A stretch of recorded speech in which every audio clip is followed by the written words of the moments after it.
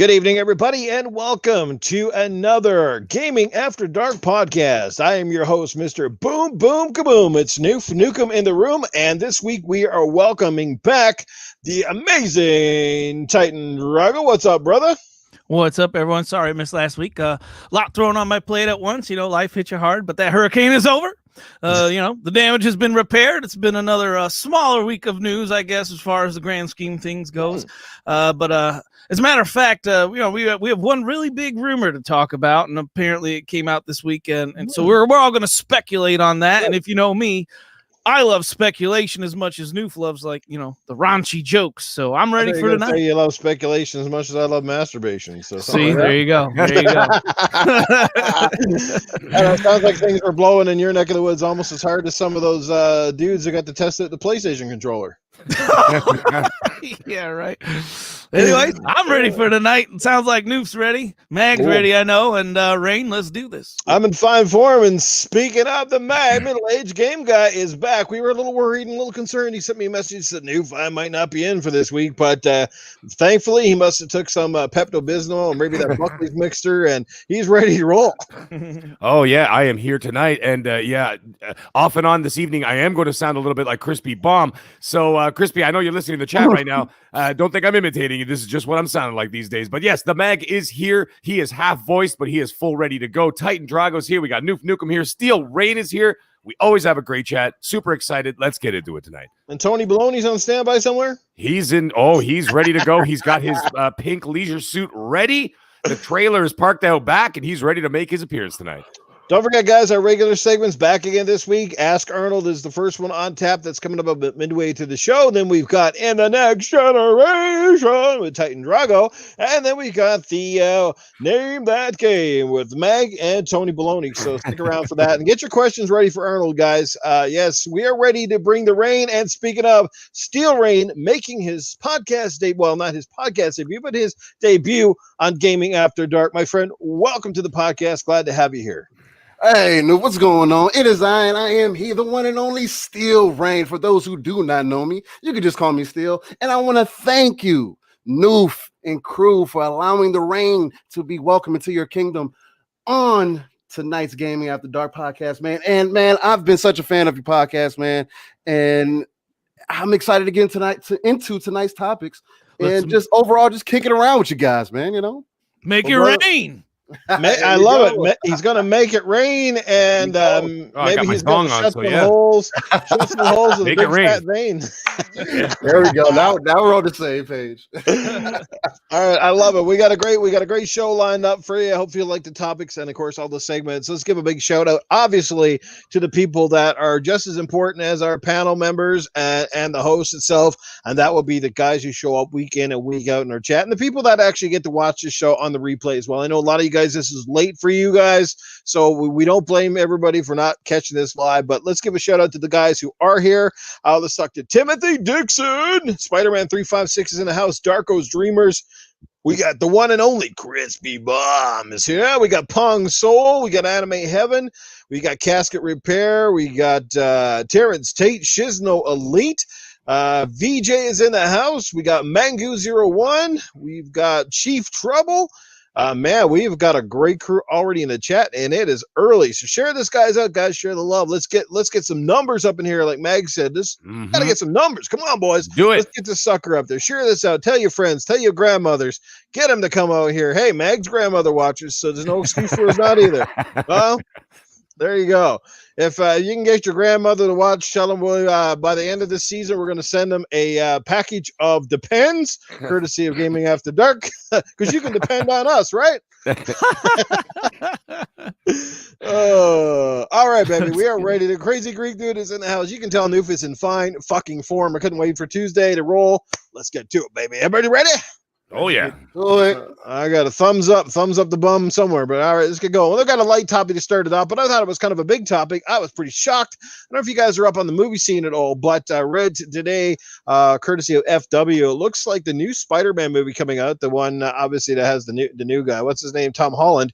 Well, it looks like they just signed the old Spider-Mans, yes, the old ones, to come into this movie as well. I don't know what their roles will be. Obviously, they're going to be Spider-Man. They're going to be reprising their role. roles, but it's kind of be like a Spider-Man multiverse kind of a deal, kind of like we saw with Spider-Man. What was it Into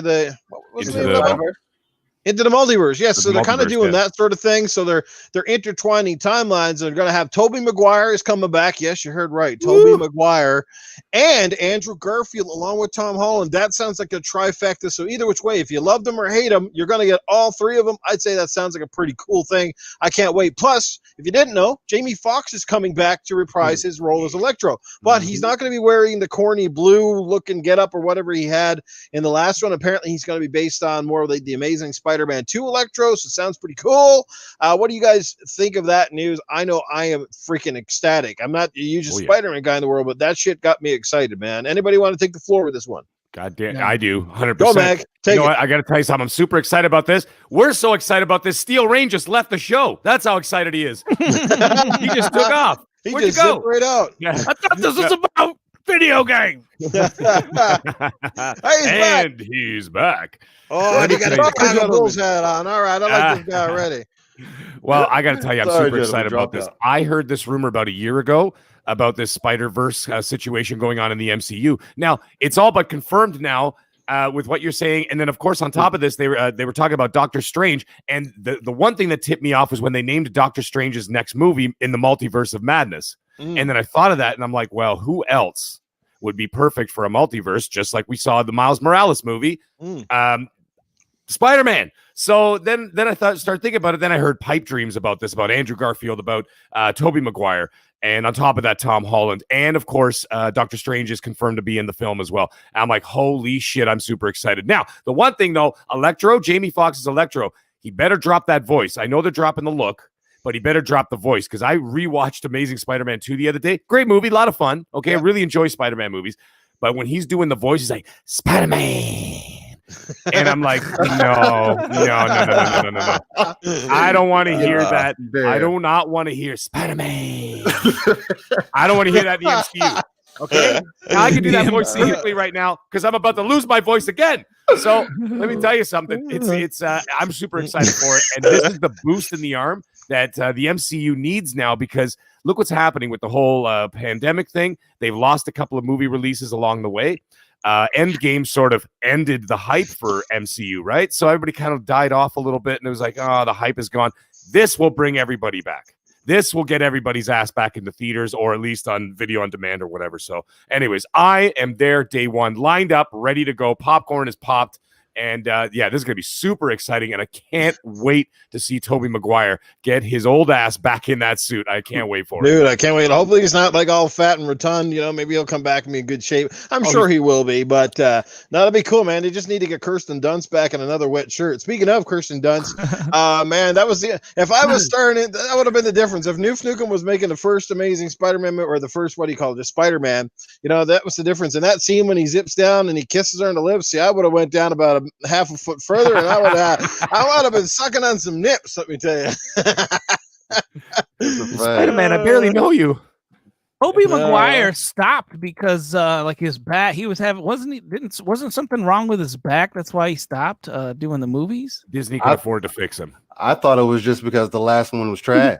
Personally, they did terrible. The Spider-Man 3 was so terrible. It had so much potential, and they did Venom so wrong in that movie. Yeah. Oh Lord. They did have a fourth movie lined up, but I don't think that they received the funding. And what happened was, I wouldn't blame it.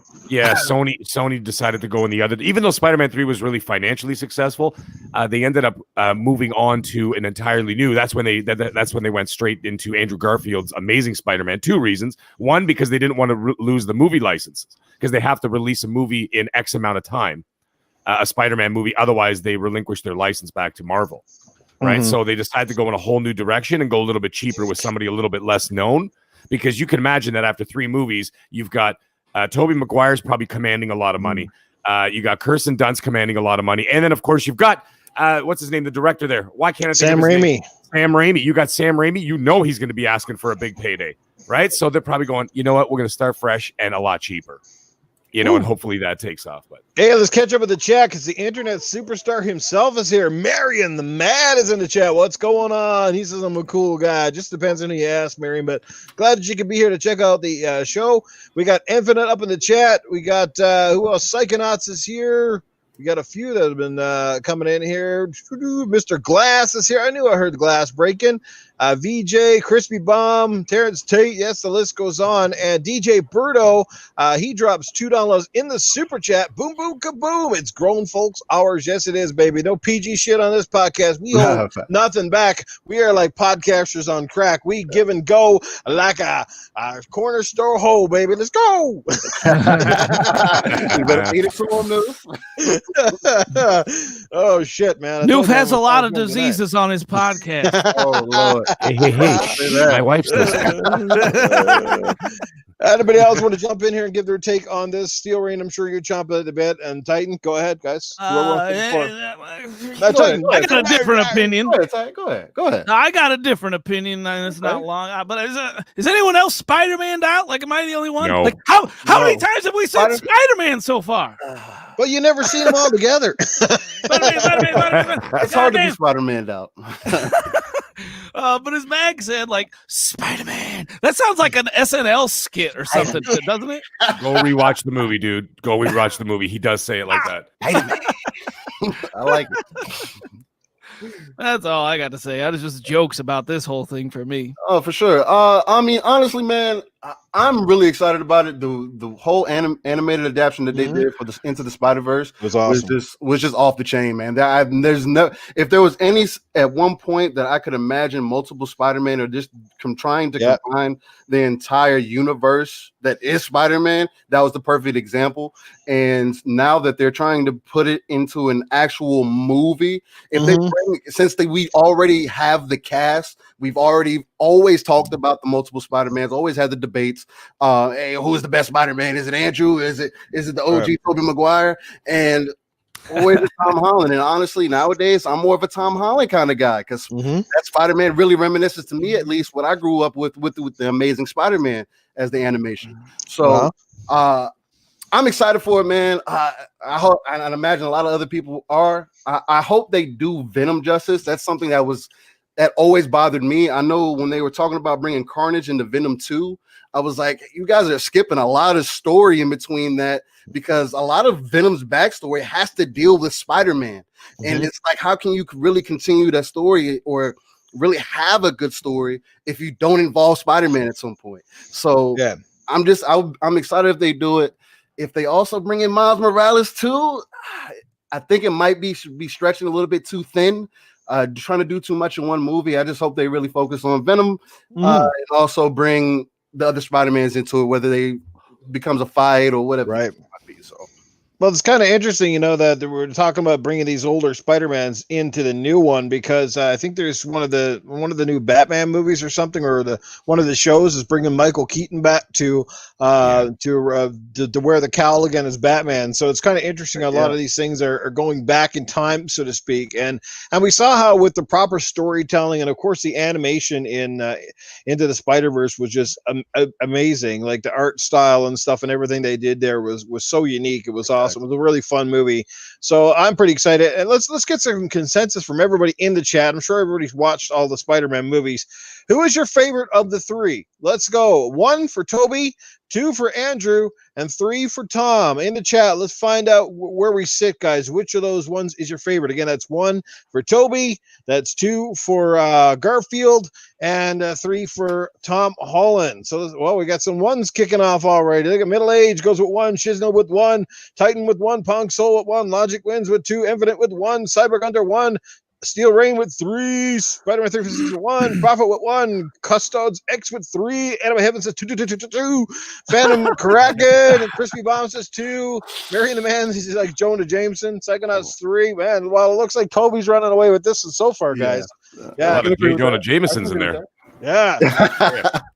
Spider-Man! He's a menace. That's a pretty good impression. He's a menace. Yeah. I can't do it. Spider-Man. He's a criminal. That's what he is. God damn it, Peter Parker. And you gotta love that guy that played Jonah Jameson in the first one. What's his name? he's back too. J.K. Simmons is he's He almost good in every movie he has to come back. Yeah, that's why he keeps doing it. I mean, Well, he is coming back. Exactly. He needs to keep doing it. Oh shit, I know, He has man. He to was keep doing awesome. it. Great stuff. Well, I'm excited about the movie. Look, man, I like Spider-Man so much. I just come down to the base of the shit and the cobwebs down here. I'm telling you. So. Oh shit. All right, baby. All right. We got yay. Who was in Cyber Gunter's here? Yay. 69. What's going on, brother? Thanks for being here. Phantom Kraken is in the house. What's going on, Phantom Kraken? All right, Prophet is here. Yeah, good guys. Thanks for being here. We greatly appreciate it. All right. So there's not much else we can say about this other than it sounds like a very intriguing concept. I can't wait to see it. It'll definitely be one of my most anticipated movies, if and when or whatever the frig it comes out. With the COVID, it seems like everything's getting delayed. So I won't get my Spider-Man pajamas up in a knot just yet. So there we go. All right, let's get into topic number 2. Topic number 2, obviously, Xbox Series X and the Series S are the best place to play thousands of backwards compatible games. And we've been talking about this for weeks, but recently we've been seeing a lot of these games that basically were programmed to run at 30 on the older consoles, now hitting 60 and above. We're seeing some very impressive out-of-the-box backwards compatible sort of performance on these games. And some people making fun of it, old games, blah blah blah, but I think it's pretty fucking cool. I think that the games you already paid for, the fact that you can play them again and you're going to get ultra performance, smooth, a lot of enhancements, and the ones that get optimized, well, even better still. But just out of the box enhancements like that is crazy. Guys, how do you feel about it? Maybe we'll start out with Titan on this one, bro. Well, for me, there's a lot to say about this because I'm going down the road. I'm immediately going down the road of like people are trying to have it both ways to me. And what I mean by that is, PlayStation players haven't had BC, this gen, and next gen they are going to get it. So, they say it doesn't mean something and then it's all good. And it is all good. It's great. It's amazing. And the better performance, the better. And Xbox is just taking it to another level with the things they can do with the BC. But the thing is, you also hear of people saying, I've heard it all.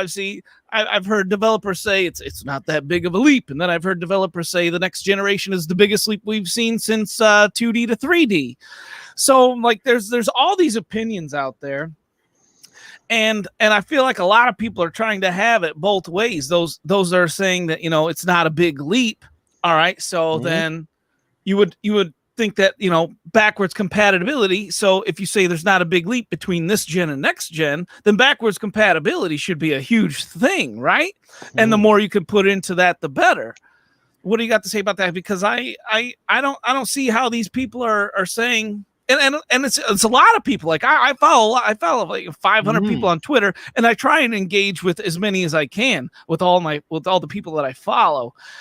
But let me know in the chat if you guys have heard the similar thing, or if it's just me. But well, to me it sounds like Microsoft is not picking and choosing, especially when it comes to the Xbox One titles. It sounds like the majority of those, except for perhaps the ones that required Kinect, are ready to go out of the box. Am I correct? And I mean, if that is so, how many of us have literally hundreds of games right now on our consoles or physically collected, right? I'm pretty sure everybody in the chat has probably got tons. Can you imagine if someone said to you now at this point in time, because we buy way more games than ever before, can you imagine if someone just said, well, yeah, dude, sorry, but that 700 of 1,000 games that you bought is pretty much useless. So you better hang on to your old hardware and keep your old TVs around, that sort of stuff. Right. So, you got to look at a lot of positives here, Meg. Also, PlayStation came out with some positive news. They said that didn't they tell you they had like thousands of games that would be ready BC compatible? Like they kind of like changed their tune, or they came out with the state for 4,000 apparently. Yeah, that's really good. Yeah, No, it's about time that Sony gets on board with it. Mine is a little bit more. It seems like a little bit more of the the asterisk and the fine print involved with a lot of their stuff. But at the same time, I'm still happy to see they are at least moving in the right direction. Yeah, yeah. Anybody else? Yeah. Meg? Yeah. I'm super happy. I'm super happy about it. But the other thing is, it's a nice little treat for all the gamers, is that, especially Xbox gamers, is that they will be boosted. And there's no ifs, ands, or buts about it. I mean, they're going to have auto HDR thrown in there. Some of the games that they'll spend a little bit more attention on will get some ray tracing, and then obviously better frame rates. The games are going to look, the resolution, of course, is going to be infinitely better. These are all great things. The PlayStation side of it, yes, I'm super excited. They are going to be doing a lot of those games. My PlayStation collection of games is nowhere near as big as the Xbox one, because all my third-party games I always get on Xbox. Always. And multiplayer games I get for Xbox. At PlayStation, I reserve for a lot of their exclusive single-player experiences, that kind of thing, right? So, and of course, I don't have a huge following on PlayStation. I don't have a lot of friends to play. So, me buying Call of Duty would be pretty useless on that side of things. I thought you were droiding out right there. Beat me. No, it's just me. No, the only thing droiding out is my fucking larynx. Yeah, so like but hey, man, whatever. This is the way it goes. Okay, it's cold and flu season. That's a fact. Yeah, Christ, not the other thing. Okay, it's not the other thing. All right, facts. But ravaged my ass nonetheless. Anyhow, I am super excited about this whole thing, and I think it's going to be great for us, great for all gamers. And the other thing is, I've mentioned this many times before. Two things. First of all, PC's been doing this for years. Okay, so what's the problem here? This isn't rocket science. They've been doing it for years. So, in fact, when you look at things, PC is actually the lowest common denominator, not the consoles, because they have to build games for PCs that are way less capable. So anyways, they've been doing that for years. The other thing is, there's a lot of gamers that are going to be coming into that this Xbox ecosystem coming up, who've never played any of those older games, right? And this is something I've discussed before. So what's new to them is new. Right? If they never played Gears 5, we've all played, everybody on this panel, and I would imagine almost everybody in this chat, if not everybody in this chat, has played Gears 5, right? Yeah. It's considered old news at this point. Like, yeah, we played it. It's done. But a lot of those people have never played it. Now, imagine these guys coming in at 4K, 120 frames per second with ray tracing, everything else. They're going to look at this and go, holy shit, this game is fantastic. So it's all going to be new experiences for them. Yeah. So essentially, it's a love letter to us, to the people who've supported them over the years. But at the same time, this is advertising for people to get into the ecosystem. So now they're going to be playing games they've never been played before. And all of a sudden, now they're going to be like, holy shit, look at this. This is incredible. Or other games. So anyway, those are my feelings. So yeah, nothing but positives here. There's nothing but positive. And that's the thing. I don't know why certain gamers have looked at this industry differently than we look at, like with music and movies. Nobody ever criticizes the old stuff. Actually, as a matter of fact, it's probably the other way around. Most people are like, I prefer the old stuff, man. Like, people don't make music like they did back in the 70s or the 90s. You know what I mean? We go back and watch old movies all the time, and old movies are great. Sure, yes, some of the old movies you go, man, this movie would really look good today with the new special effects. But at the same time, they have a history. They are classics, and they are there for a reason. We don't just dismiss our old collections of movies and music because they're old. And I don't know why gamers just feel like, well, if the game is not like on this generation of consoles, the game is useless or worthless. Sure, I get it. Some of the kids these days are a bit spoiled. They don't really like to go back to the 16-bit stuff or the 8-bit or whatever, but every game has a history. Every game has a place. And like I said, the difference is back in the day, back in the 8-bit era or the 16-bit era and so on and so forth, we didn't have the internet. We didn't have these massive game collections. We didn't have digital game collections for that matter. Now there's a lot of people now that most of your collections are stored on hard drives. So like you have no value for them unless you can take them with you, because you can't sell them, right? And I was just thinking this the other day with my Switch. I was like, man, I think if I'm going to buy games on my Switch, I'd rather buy them on the cartridge, because at least if I go to get rid of my Switch again, I can sell them. But if I get rid of my Switch and I got them all digitally, guess what? I lose everything, right? Exactly. Like they don't have that system. It's like they're trying to outlaw Newfonomics or something, I don't know. Like, honestly, guys, my biggest thing about it is I don't understand why people get so mad about it, or why people didn't accept it in the first place. Like, it shouldn't have been something that was part of us stepping into the next generation. Like, I heard the argument a lot of times where guys were like, well, hey, that's how we used to do it. So why not just keep doing it that way? And it's Xbox has been telling you since 2013, and a lot of people just wasn't ready that, hey, we're moving into a digital age, whether you guys like it or not. And this is the way that we're doing it. Either you hop on board or you don't. So I mean, honestly, at this point, like like Well, that's really frustrating too. That's because because Jim Ryan said about a year or two ago that nobody wants to play old games. Yeah, exactly, and that bothers me. Like you can't, especially somebody like Jim Ryan, you can't say something like, "Oh, nobody wants to play old games." When we have nowadays, again, it's not like it was back in the day. Sure, when you move from console to console, things were one way. Things were talking a certain language, like I always like to say. Oh. And now we're getting into a point where everything is talking the same language. So why not carry those things forward? Why is it a bad thing to have thousands of games that you've paid for over the last generation that come over with you into the next generation? And because a lot of the times, again, us our gamers are so selfish, are so stingy, and so wanting. We have a backlog. If you have time to play all your games, man, I can do nothing but praise you, because I don't. I have a life. I still have other things that I have to do, and I don't have 40 hours a game. So I appreciate the fact where Microsoft is taking us, and that's why I've rode the Microsoft. The old games are still there when you need them, right? It's like an old pillow that's just off in the corner, but you're going to come back and snuggle it eventually, right? Exactly. Well, you know what? saying that who wants to play old games, you know what that is? That is a corporate big shot damage controlling with an attack. That's just attack tactics right there.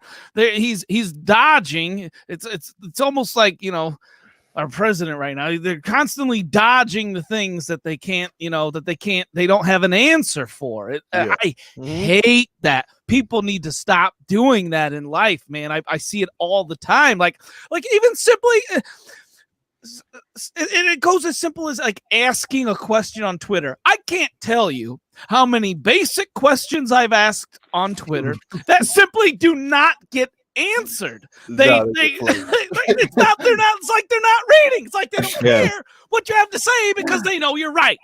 I can't stand it. Well, like I said, with a large part of the services going digital and both platforms now really trying to promote either Game Pass and PlayStation Now, it is essential that you have older content because, like I said, there's new gamers coming into the circle all the time.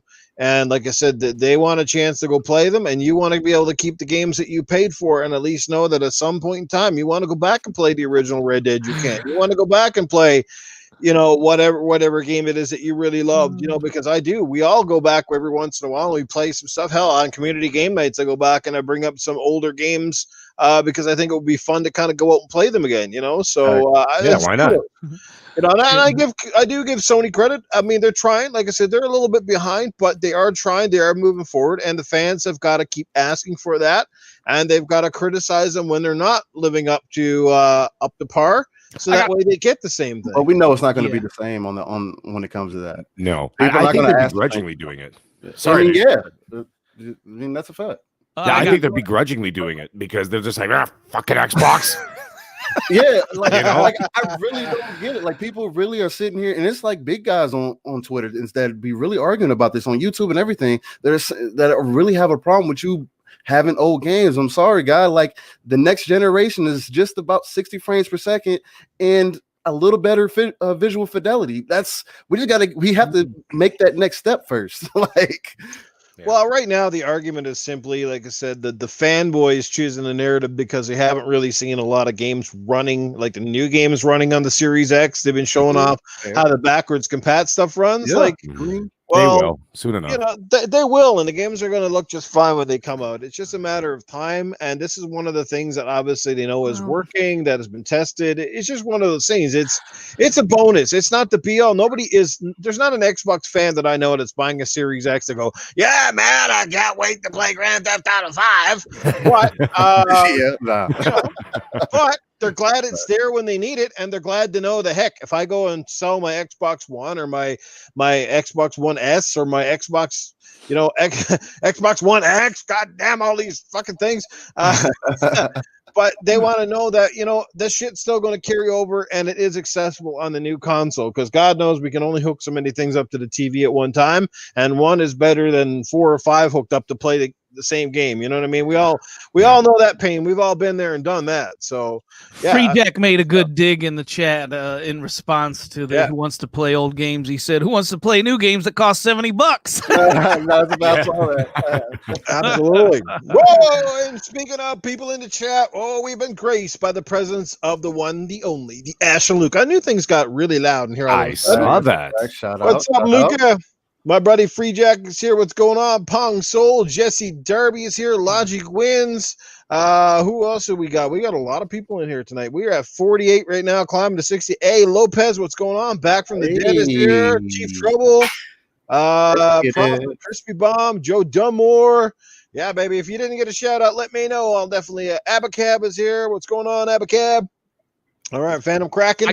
Okay. Noof, I got one more to say. Yeah, baby, drop it, baby. Drop. We got lots of time. So I got one curiosity here, really. You know, I want some more details about the PlayStation backwards compatibility, because we have a lot of facts about Xbox backwards compatibility, because, you know, they've really focused on it. It's been a focal point since, and Microsoft has nailed that, right? They took this gen's back compat program, and then they've even made it better for next gen with, the addition of HDR, this and that. So and it's just, I'm wondering that, like I said earlier, it's great that PlayStation has all these titles that are BC. That's great. I really want to focus on the good right here, but I do also want to know what advancements are they putting on those older games. Are they able to do anything like Xbox? Are they able to make better frame rates? Are they able to juice up more? I want more details about that stuff. I don't think you're going to get too many details. I'll tell you that right now, because they did say that some select games will receive the boost mode, but they didn't say which ones. They didn't say anything really. I mean, it's been sort of up in the air, right? So define boost mode. Exactly. That's the crazy thing about it. What is that? You know what the thing is? You're answering the question with more questions. What is this, a riddle? It's like a fucking clown car. Like, you're like, oh, that's the last clown, and all of a sudden another one comes out. You know what I'm saying? I'm not getting the answers I'm looking for. And I have a lot of PS4 games I want to play in the PS5 restaurant. Yeah. It's gotten to the point with Xbox though, man. Well, at least with Microsoft, where they've been so upfront that you can pretty much guarantee yourself you pretty much know or can have a guess to what games will be up-res or what games will have the advantages, what games won't. And pretty much, I mean, what it's come down to is the games that have the open frame rates and whatnot, and the games that have been developed well. So it's kind of, on Sony's side, it's just like, oh yeah, boost mode. And again, it's just like, again, they're not saying anything, right? That screams like, those corporate keywords, right, that are always come up that don't really mean anything. Guys, you see the Ghost of Tsushima here. This is Mark Cerny here, and I just wanted to let you guys know that the boost mode is designed by the same thing as we came up with the secret sauce, okay? No, you got to get more whispery with it. This is Mark Cerny, and we have this boost mode, and what it does is, look at the time. We've got to go. Yeah. You got Jim Ryan in the background with a monkey wrench behind the camera nodding his head. Going, yeah, that's right. He's just going, yeah, that's right. Shut up now, Mark. Off the stage. Yeah. You want some popsicles, please? Yeah, they advertised Ghost of Tsushima. They're like, Ghost of Tsushima on the PS5 is going to be 60 frames per second. That was it. That's all they said. 60 frames per second what? Great. So I asked. I said, not to be an asshole, because I finished the game. I loved it. But I wanted to know, because if I get in the PS5 and I want to go back to Ghost of Tsushima, I want to know what I'm getting. I'm like, okay, so what resolution? What am I looking at? Is there going to be, you know what I mean? Is going to be something else? Is there ray tracing implemented there? Something. Exactly, all they said was 60 FPS. And every single news media outlet ran with that story. And I asked the same question, not to be a dick, not to start any console war nonsense.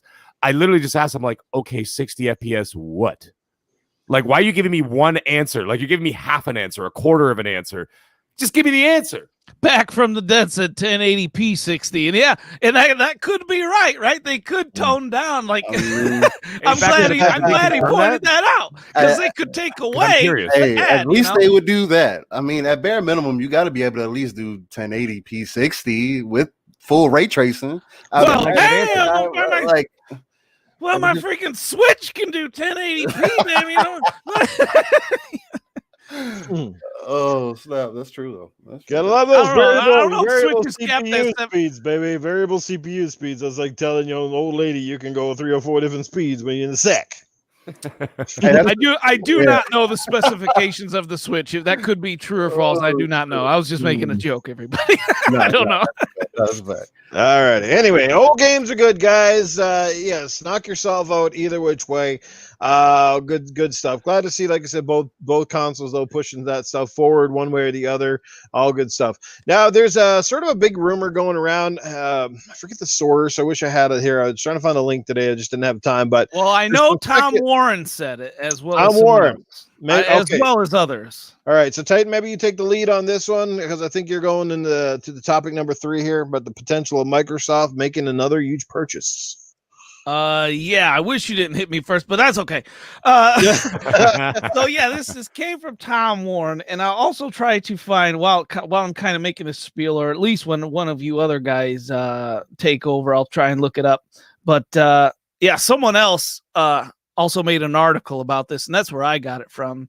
So there's been essentially 3 people that have 3 different sources from this and about Microsoft acquiring, and it's about, because I mean, this is why I didn't want you to go first, because I want to actually bring up the tweet about it. So could someone take over for about 30 seconds? Meg or Steel Rain, go ahead. I want to bring this up. Do you think there is Go ahead, potential Steel Rain. Microsoft is going to spend some more money? Rain.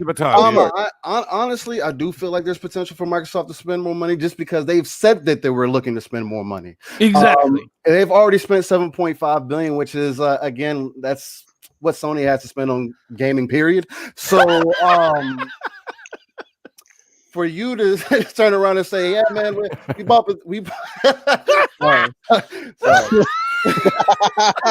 to say that, you know, I don't even know if he meant for that to be a joke, but it was to turn around and say the turn around and bought ZeniMax, and then the turn around and then say, "Hey, we're also looking to buy more," just shows the community. Honestly, the ones that have really supported Xbox do that. Microsoft is extremely committed to gaming, and there is within a shadow of a doubt are trying to bring you unmatched content and a service that nobody can compare to at this point. Like Microsoft with Xbox and doing everything that they are with xCloud and the service overall is so far ahead of the game right now that even Amazon I believe Amazon would be the only one that would be the closest to even reaching Microsoft, what Microsoft is doing right now. And that's only because they have the server farms to do it. That's because they have the capital to do it.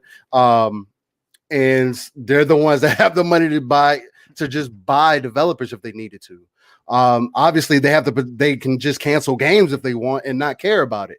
So honestly, I want Microsoft to go out and buy Capcom just because I feel like it'd be a huge power play for Microsoft, and it would rub it in the face of Sony. So you're calling Capcom then, huh? I'm saying Capcom only because I feel it would be the ultimate power move. You kept Street Fighter away. It wasn't that big of a deal. It still didn't do that great. All right. So what if we just we take Capcom, we get everything that entitles in, and we say, hey, you can't play it anymore. Not on your console. You can play it on your phone. You can play it on your computer. You can play it on the Xbox. We have options. All right, hold that Capcom thought for me, okay? I got it right here. It's from Gamer Tweak, okay? And it says Special Ed replied declaring that based on what he was told by some sources very close to Microsoft. So I've never heard of Special Ed. So has anyone else just real quick? Special Ed the rapper? Yeah, exactly, right? So I don't know how credible this person, I've never heard of them, but I have heard a lot about Tom Warren, and I know he has been pretty on point.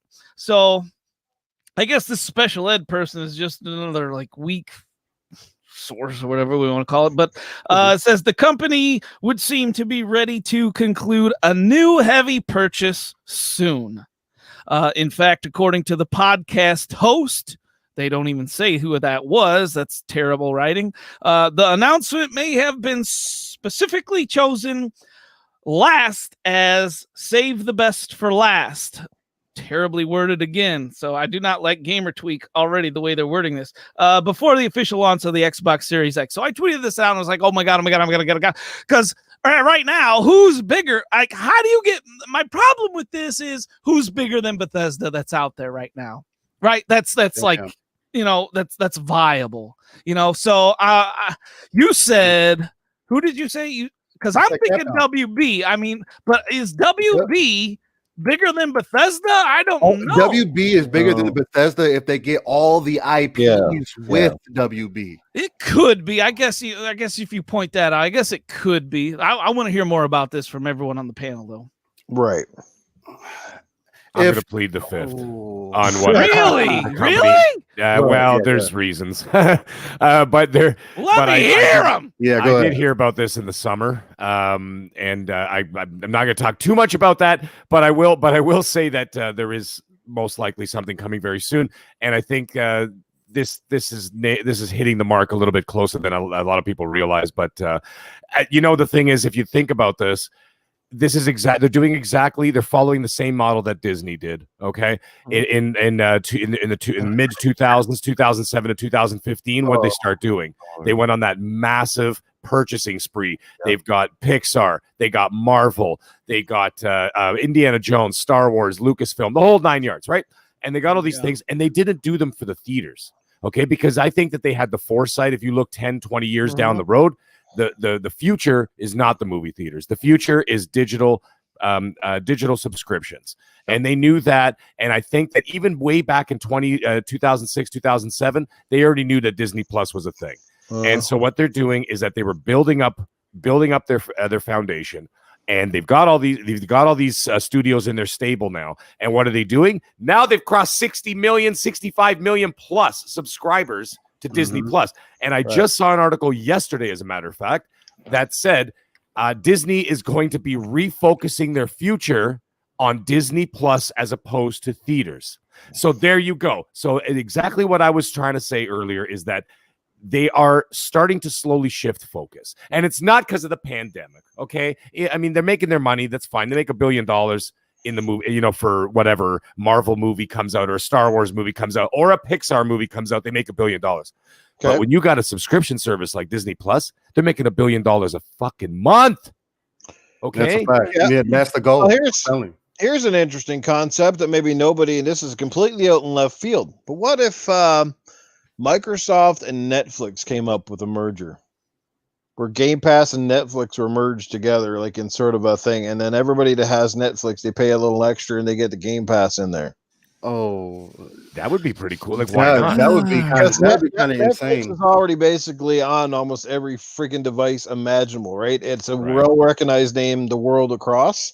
So could you imagine even a partnership like that where Xbox gets that promotion with Netflix and sort of gets the fast tracked into that, you know, that streaming market, that sort of thing, especially with the Xbox. Like I said, that's completely left field, but you know, no, I love where you're going with that. But you think about the amount of money that Netflix is after dropping for various properties and licenses, and imagine then having Microsoft could do something like sort of crossing over with them and have sort of the best of both worlds, because Netflix could get in on the Xbox field, so to speak, a little bit better, and Microsoft could use them to get to places perhaps they wouldn't have got a console into before, or into those spaces, you know. And like I said, with xCloud in the mix now, it's starting to look like it could make more and more sense, and it would definitely be a huge like a thing to go up against the Disneys or Googles or Amazons of the world who seem to be buying that sort of stuff.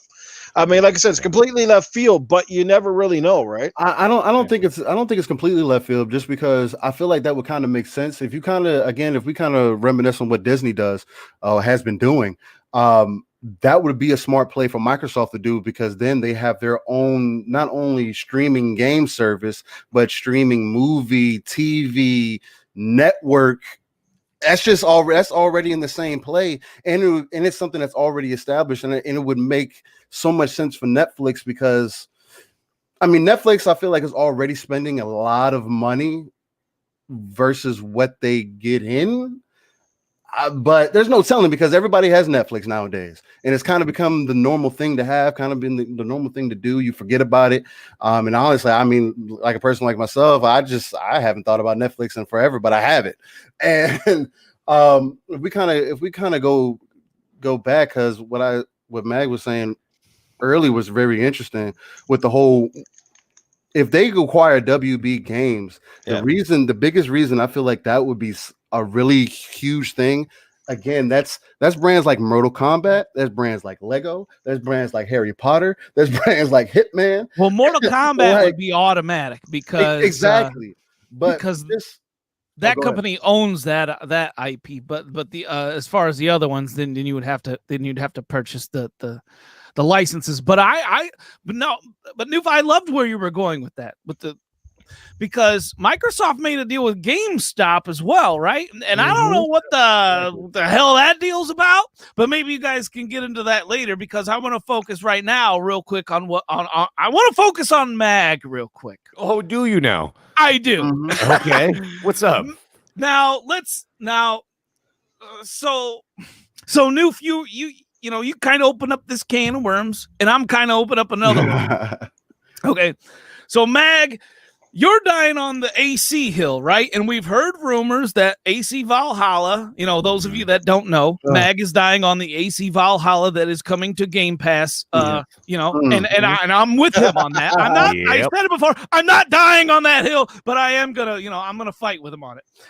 But we gotta ask ourselves now, why would that happen, right? If Microsoft purchased Ubisoft. Now that would be bigger than Bethesda, I think.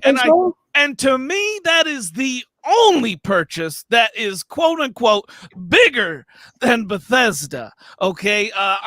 Even the WB's huge. And like you guys said, if they get the licenses, there's some ifs there, right? But Ubisoft, okay, to me, that is either, I don't know how you would either call Ubisoft like less than par, at least, like it's gotta be on par with them. And maybe it's a personal opinion whether it's big or not. Go ahead. No, but I can see that just because of how big those Ubisoft brands are. When you get brands like Splinter Cell, you get brands like Assassin's Creed that have just been with us over generations. That really makes sense. And if you could put those games into Game Pass, if Assassin's Creed, because I've been hearing what Mag has been going off the wire for the last few weeks about this. If they really put Assassin's Creed Valhalla into Game Pass, what other play is there? That speaks everything that you needed to speak as far as how serious Microsoft is, what the gaming industry is going to look like within the next 10 years. Like, it just opens your imagination. It's just like that trailer. They're powering your dreams, man. It's insane. I mean, the just what they've done already. I don't know how you for me, the only one that would be bigger and that would make total and absolute sense, especially because Xbox is struggling to get market share and sort of name recognition in the land of the rising sun, is Sega. We've heard that rumor like a billion and one times. Sega would definitely be up in that $7 billion territory, maybe even more, because they have so many properties, they have their hands so deep in so many things. But to get that presence, to get that Sega presence, to have their, again, that's complete speculation. I'm just saying that would be huge. That would be the only one I could think of that right off the bat would be absolutely like a megaton kind of deal, and it would make sense for both companies in a lot of different ways, because Sega, would get more exposure in the various markets over here too, maybe, and sort of resurge as a brand, because Sega is not quite the recognizable brand they used to be. Sonic the Hedgehog has largely carried that brand through the last 20 years, pretty much, as far as I'm concerned. I mean, they've had some good RPGs and stuff, but like, put it this way, it's not the Sega that I remember from the Dreamcast era. You know what I mean? They haven't even touched on half of their properties for almost a decade. Like, we haven't seen Outruns and Afterburners and Shinobis and Daytonas and everything else, right? So, and it is fun to speculate. Fun speculation, great name for the topic we're in right now. I don't think it is. I mean, but at the same time, people like to shoot down the rumors because until a deal is actually done, sometimes a lot of the stuff that goes around can be very harmful because there's a lot of moving parts. Right. And Aaron Greenberg said on RDX, even the whole Bethesda thing was in the works a long time before, it was signed off on. There's a lot of legal issues, a lot of paperwork, there's a lot of meetings and talking with executives and making sure that both of their visions are heading in the right direction before you do something like that. So, but something like that would be huge. I mean, you never know. And with the stuff that's been going on lately, we're seeing the partnership with EA and Microsoft with the EA Play coming in. Like, really, who knows? It might not be an absolute buyout, but it could be sort of partnerships like we're seeing with GameStop and different things where there's sort of, hey, you help me, I help you, and we just make this giant mold together, Right. Phantom Kraken brought up another cool point. He said another good speculation, Activision and Blizzard. We have heard nothing about that, but it is still fun to, because they would be crazy. That would be huge. And a fun fact for that, just in case you forgot, Microsoft does have a certain ex-corporate big shot that constantly visits RDX and RDX in the chat and has been on that show. Anyone know what I'm talking about? Yeah. And he works for them now, so that would be kind of cool, I think, But other than that, new to kind of put on. So I'm kind of curious what you all think. Like, if Sega or Ubisoft would be like a bigger purchase, that would be huge. Yeah, they would be monster. Which one would be? Sega. You think Sega? Because I think Ubisoft would be. Ubisoft would be a bigger purchase. Let me hear it from you guys in the chat. 1 for Sega, 2 for Ubisoft. Who would be a bigger purchase? Go ahead, Mag. On average, apart from this last year or so when they kind of backed off a little bit, but on average, Ubisoft releases anywhere between 3 and 5 AAA titles a year. Right? They crank them out because they got studios all over the world and they have a lot of franchises, right? So that would be a monster purchase. Now, there's something else, by the way, that I just wanted to bring up is that they're not doing this, like these moves that Microsoft is making. It's not necessarily just to try. I see people saying it all the time. Oh, they're going to bury Sony. They're not going after Sony. They want Sony. They need Sony to be healthy. They need Sony to be making a lot of money in order to keep the competition going and people engaged in the industry. They're trying to do this to keep Amazon and Google out of the game. I think that's something that a lot of people don't understand or not don't understand. They're just not focusing on that. And it's Google and Amazon that has that fuck you money.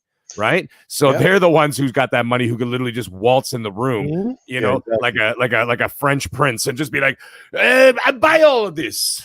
You know what I mean? Like, I mean, like I said, digital purchases and subscriptions are where it's at for a lot of these companies, right? That's how Google wants to operate. And Microsoft has seen how much money Apple has made from their store, Amazon is making off their store, Google's making off their store, and the thought of it is, regardless of what you think about Stadia scared a lot of people because it was like, you don't have to buy hardware anymore. You mean I don't have to buy a $400 or $500 box? I just get this controller and sign up to a Google account I pretty much already have and pay a small monthly fee and get access to some of the biggest, brightest games with no hardware and no discrepancy. Yeah, we know that the streaming side of things maybe isn't quite where it is, but eventually it's going to close the gap. It's going to get there. And I'm sorry to say, but eventually if, and again, we're not talking about the hardcore guys here, the guys running out to buy your Xbox and the PlayStation's day one. We're talking about the public that makes up the largest percentage of the gaming population. That's the average gamer who just goes in and spends their $80 and gets the free to play games and spends their $5 on their little hat and their little pink guns and all of that bullshit because that's just making money. How many times have I heard a parent say in the last while, I just was listening to the radio the other day going to work, and the dad was talking about how his kid took his mom's credit card and spent something like $800 on microtransactions. And trust me, he's not the only parent out there that's got kids just going to fucking town buying pink guns for a little Jimmy. You know what I mean? Like, I gotta have that hat. I gotta have that 100 credits so I can make my character jump higher or run faster. And that's the shit that's selling the market. I mean, every time you look at the games that are tearing up the market, when you look at the leaderboards, you look at the games that are always now top, whether they're streamed or played. Guess what, guys? It's the free to play shit. That's the stuff that's killing everybody. You know, it's out there whether you want to admit it or not, but people are buying into it. And it only takes, as I said, somebody to get creative enough with enough marketing power. And if they start snapping those companies up, all of a sudden, if Google gets Ubisoft and Google gets another company, guess what? Google becomes a powerhouse. And guess what? You got no choice but to buy Google over Xbox. Yeah. If you want to stay in the Assassin's Creed, or you want to splinter cell, guess what, guys? You ain't getting it on Xbox. And guess what? They might not even put their shit on PC. Like they might be straight up Google. If you don't have a Google cell phone and a Google fucking TV and a Google fucking tablet, you ain't playing shit. And Google is dirty enough to probably do it, honestly. No, Mike. No, I agree. Yeah, Microsoft, and you're right. And I'm glad.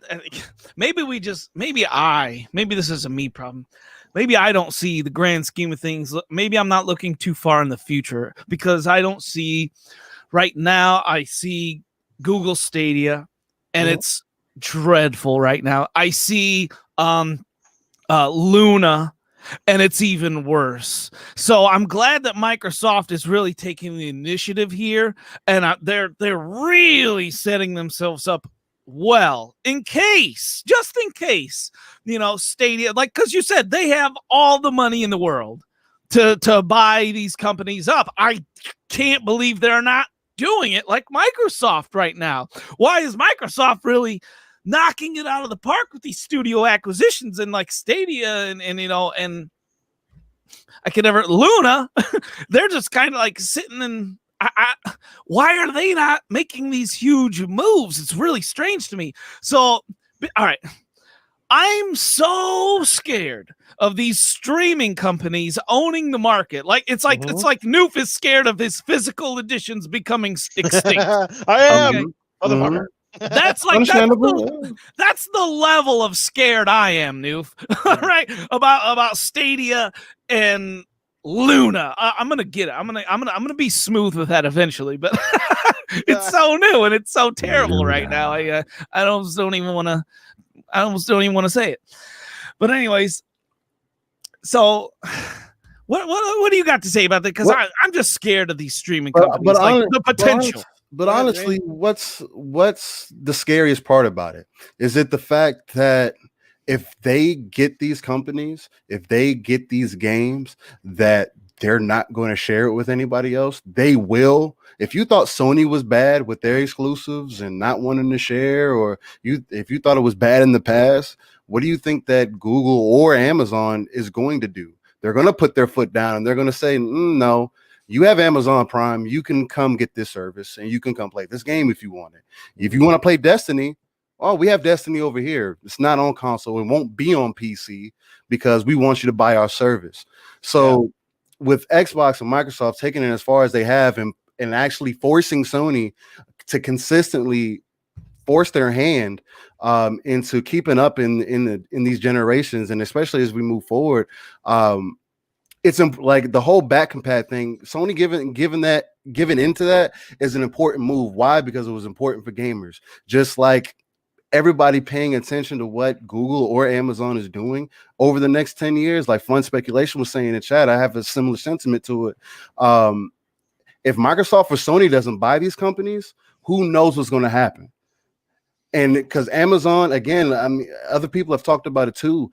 Amazon and Google are not scared of just closing companies down and then just keeping whatever the bare necessities to push out whatever they need. And that's going to be that's going to mess the industry up in a way that I don't think a lot of people would understand. Yeah. So, You're totally right. I mean, the last point is for me, and I won't say any more on it, is the thing is, in this day and age, the companies they can't be afraid to be leaders. They can't be afraid to go out and jump ahead of the curve because now back in the day, we saw how some companies, and Sega's the first, and Sega was almost too ahead of the curve. Sega tried so many different things. They went too fast and people couldn't catch up, and it kind of killed their hardware market. It's really what happened. It wasn't for Sega's lack of trying. It was the lack of the way things were marketed back in the day. And of course, the industry is very different. If Sega were doing the same things today, guess what? They'd probably be largely far more successful with hardware because Well, Microsoft and Sony just pushed out fucking mid-gen refreshers right in the middle of the fucking generation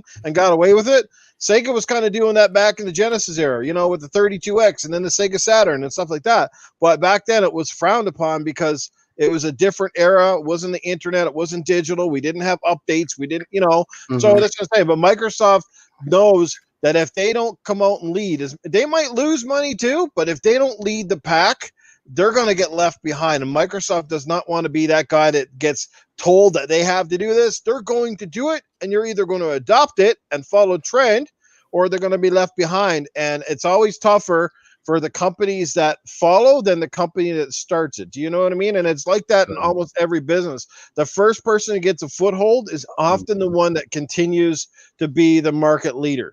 Mm-hmm.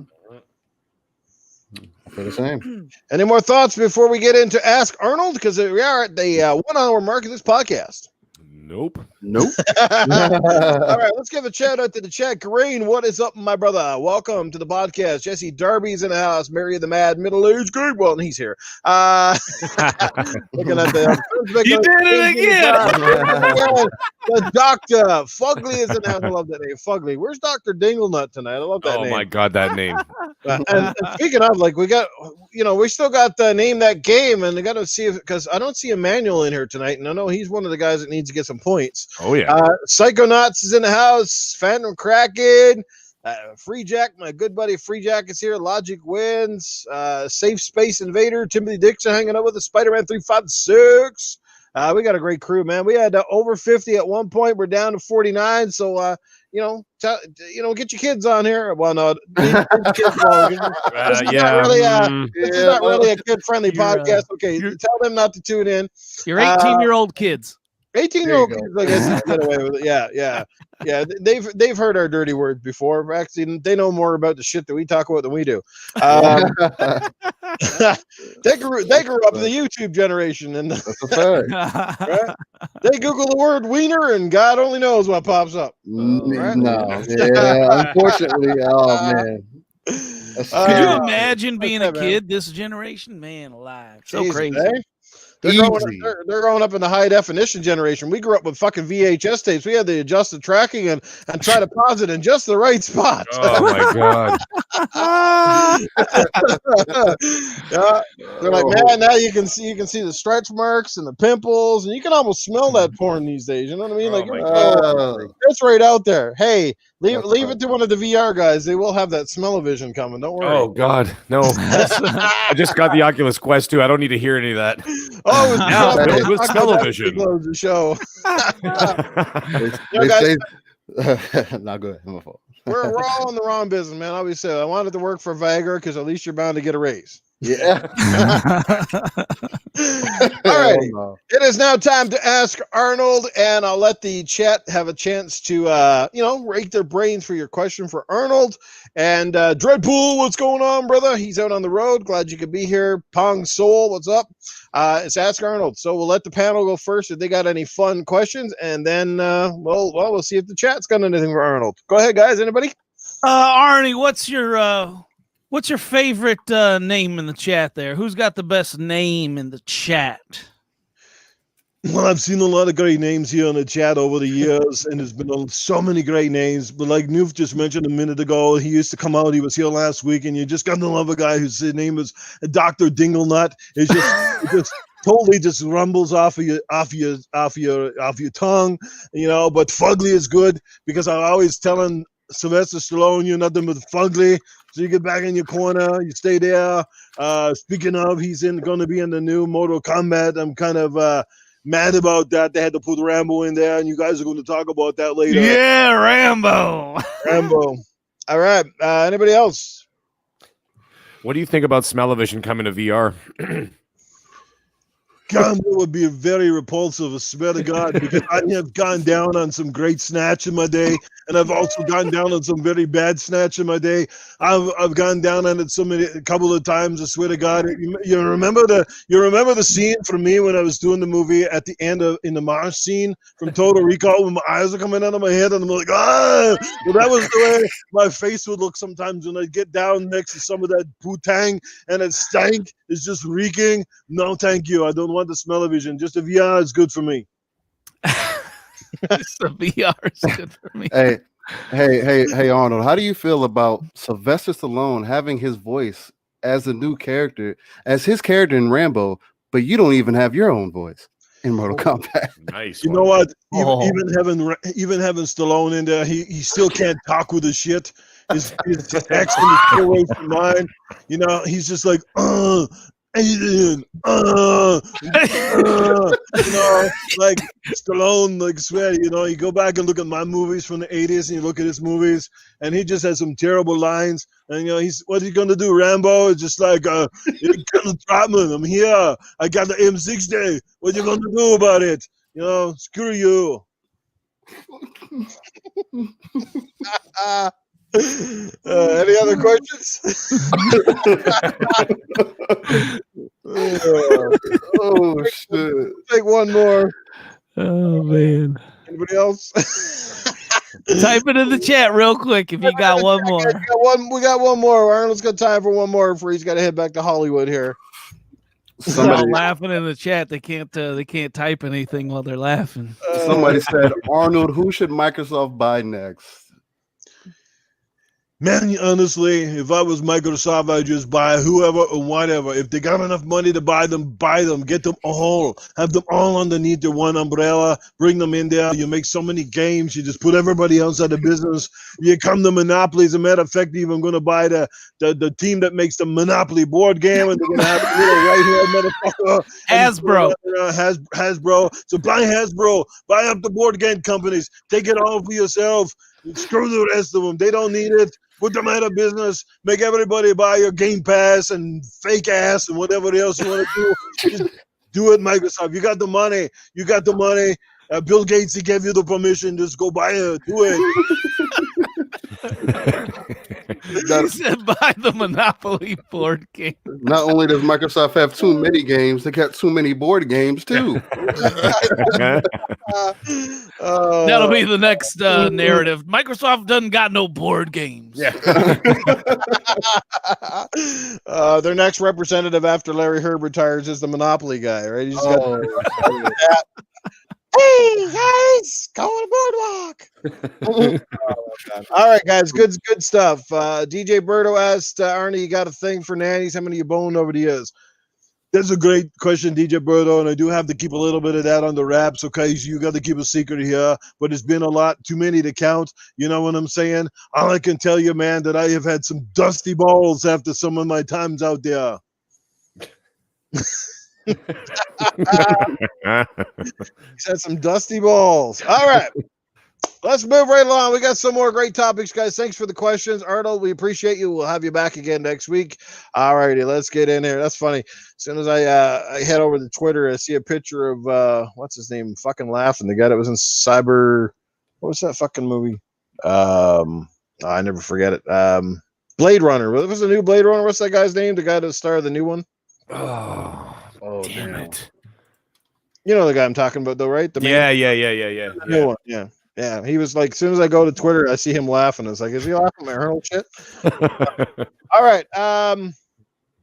Yeah, so let's get into the next. Well, speaking of, there we go. It is.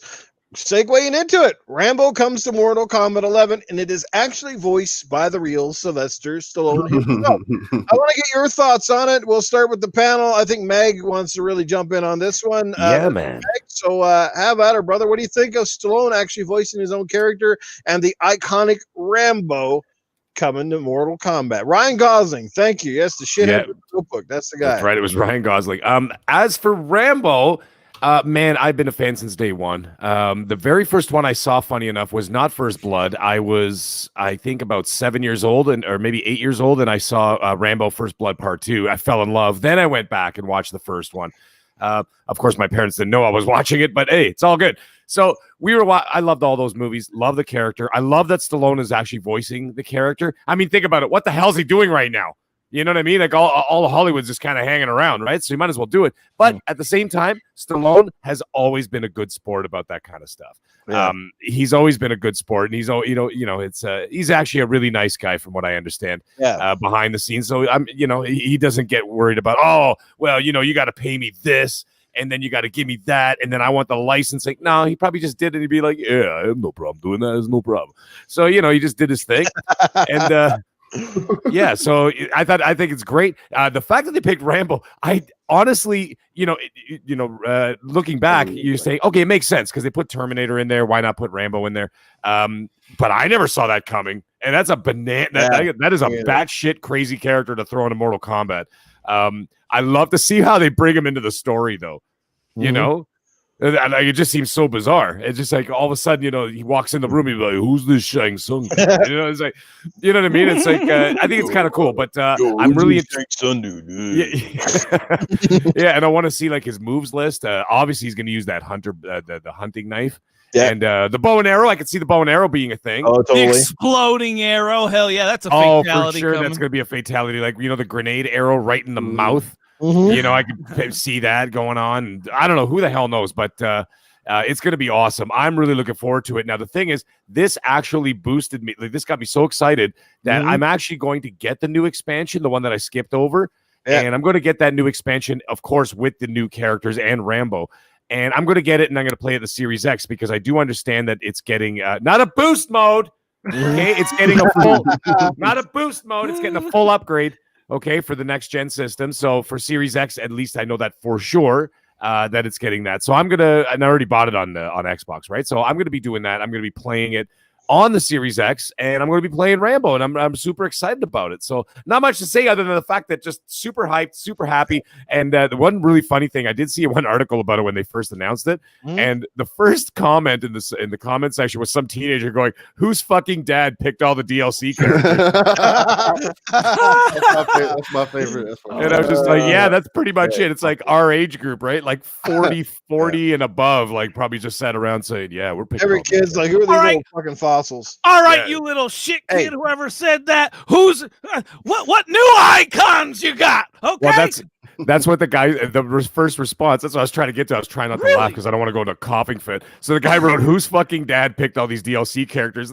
Some other guy responded, he goes, "Who does your new generation want? Takeshi 6ix9ine?" No shit, eh? Like seriously, what quote unquote influencer you're gonna put in Mortal Kombat? Well, it's funny because I mentioned this on last night on Booms. We were talking about the same thing on Primetime Gaming, and Marion just brought up in the chat. And man, another great character to put in there would be John Wick. That would be just dynamite, man. Get John Wick in there, man. That'd be so cool. By the way, didn't they have a porno that was called Rainbow First Blood? About a girl losing her virginity? Christ, come on. Jesus. That was off the radar to me. Rainbow First Blood. No, I'm not. Oh, God. Grandma, cover your ears. I might need a 5-minute break after that one, Noof. The only one I do know for sure was Rambone. That was funny as hell. Rambone, yeah, no, that's a real one. And the dude's dude's name is Rambone. Yeah, and he looked like Stallone straight out of Rambo 3. Like the ridiculous teased hair and shit. Yeah. Oh shit, that's Crispy Bombs is Ash from the Living Dead movies. That'd be pretty cool. Oh fuck, I'm surprised they didn't do that. I'm really surprised because a lot of people were talking Ash over the last year, and I'm like, yes, please. And then Bruce Campbell himself said he said he teased something, but then nothing came of it. So maybe it's further down the road. Who knows? Because maybe Mortal Kombat's going to go that Destiny style. Just keep releasing new characters, new stages and stuff, right? And base it all off this new engine. Yeah. You know what the guys at Mortal Kombat should do just for fun? They should put Chuck Norris in the game, and when he comes out in the game, he basically punches one character and knocks out the whole fucking roster. It's just like one special move.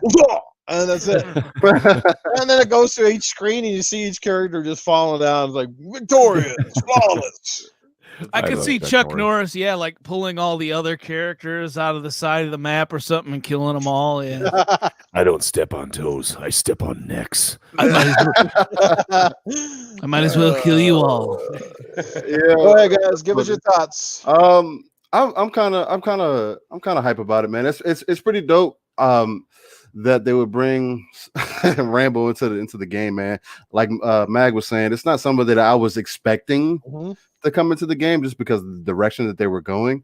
I definitely saw Rain coming at some point.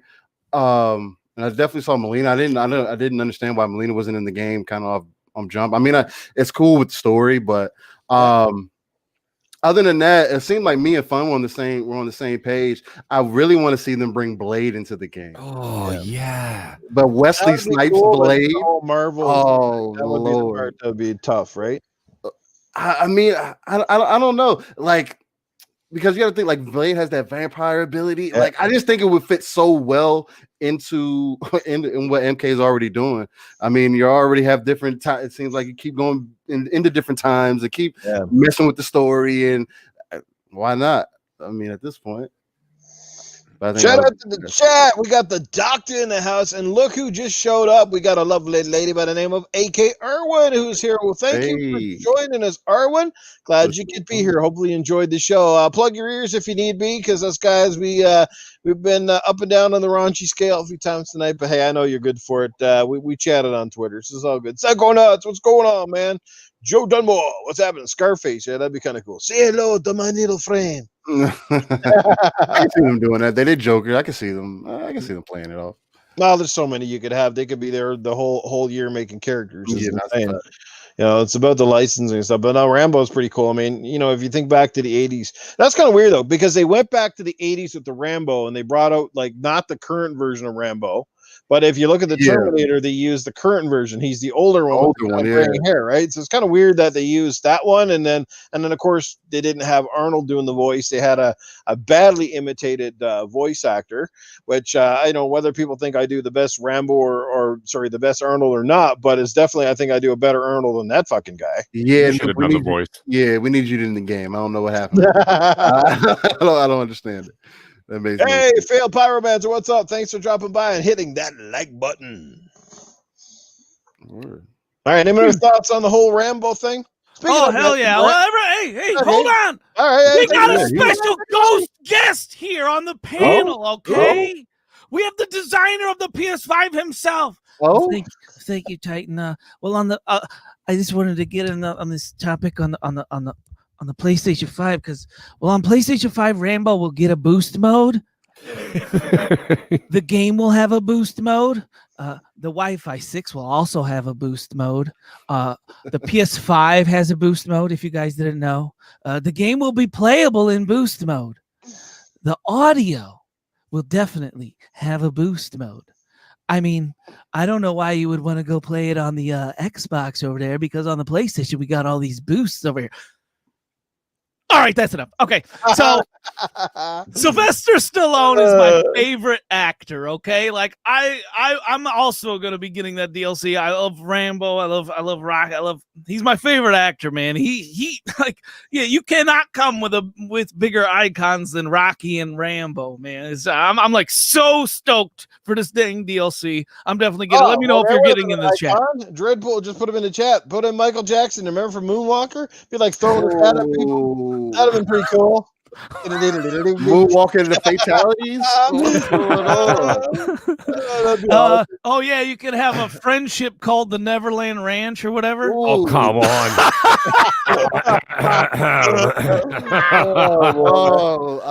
Let's not go down that dark hole. I was trying to keep happy thoughts here, Titan. Oh Jesus!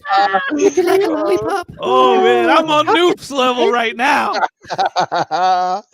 Oh shit! That's a good one. Phantom Ripley from Aliens would be fucking cool. And then getting that fucking machine that she was in Aliens too, like for one of the fatalities or something, to be rip your arms off. That'd be awesome. Baby Godzilla. Oh man, yeah. We could go on for days on this. It'd be awesome. Yeah, I was saying even like bringing like the 2D animated like Beavis and Butthead would be great. Beavis and Butthead in Mortal Kombat. I'm out. Oh man, that would be fucking hilarious. So wouldn't it be like sticking something up somebody's ass or something like that? Oh shit! I need TP. I need TP. Hey, Beavis. Look at the sky. Crispy, we talking to you, brother. We said hello to you like ages ago, Crispy. Hey, Beavis, look at this guy with a spear in his hand. I'm laughing at everybody. What a dumbass. Commentary would be awesome. You're gonna have to come with that voice some more, man. Beavis, come on, let's go. Hey, Beavis, calm down. Oh shit! There you go. That guy, he's got like fucking ice in his hands. So what you supposed to be, Shang Tsung?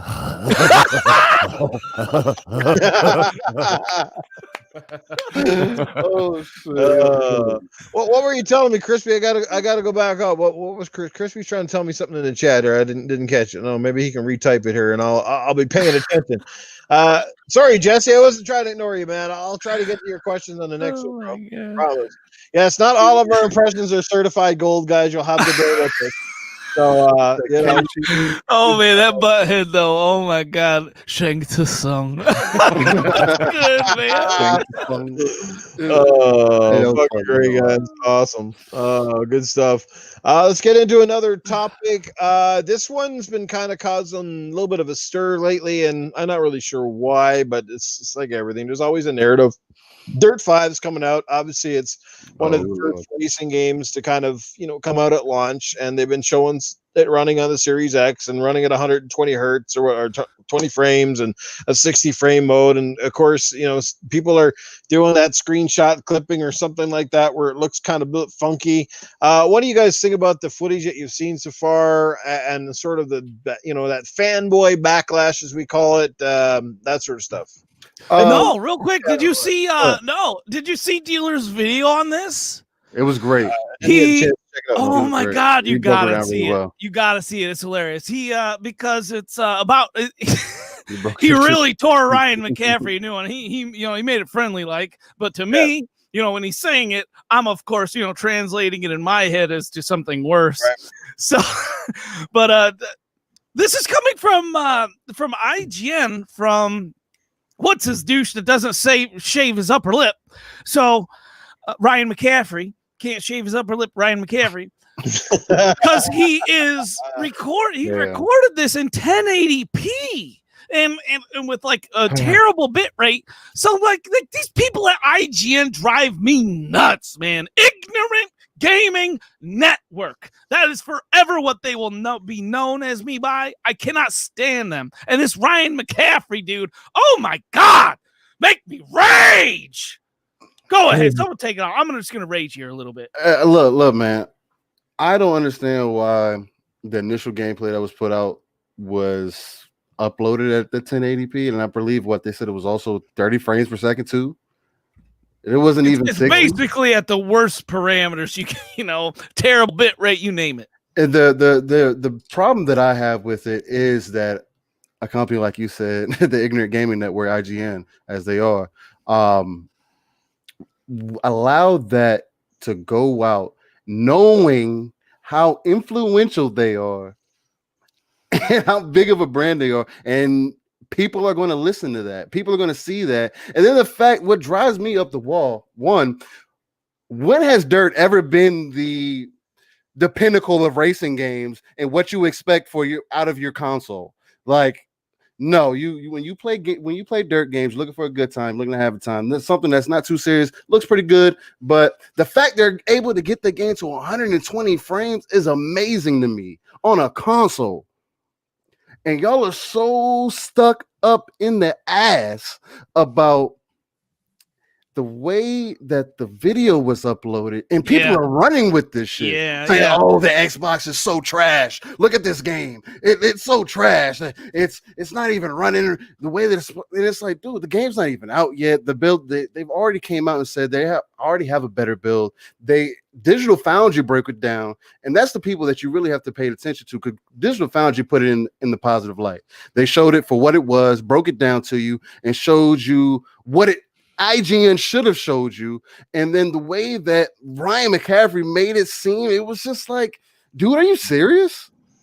And then this kind of quality is just accepted from you, and that's just been my kind of problem with IGN, because it's gone downhill over the last 10 years. And I don't know what initially is really going on up there, but their liking towards one company and making the other company seem like they're not worth your time is absurd to me. And the way that these fanboys just run away with it on Twitter, and just really blow things out of proportion, like the same game isn't going to be on your console. Yeah, exactly.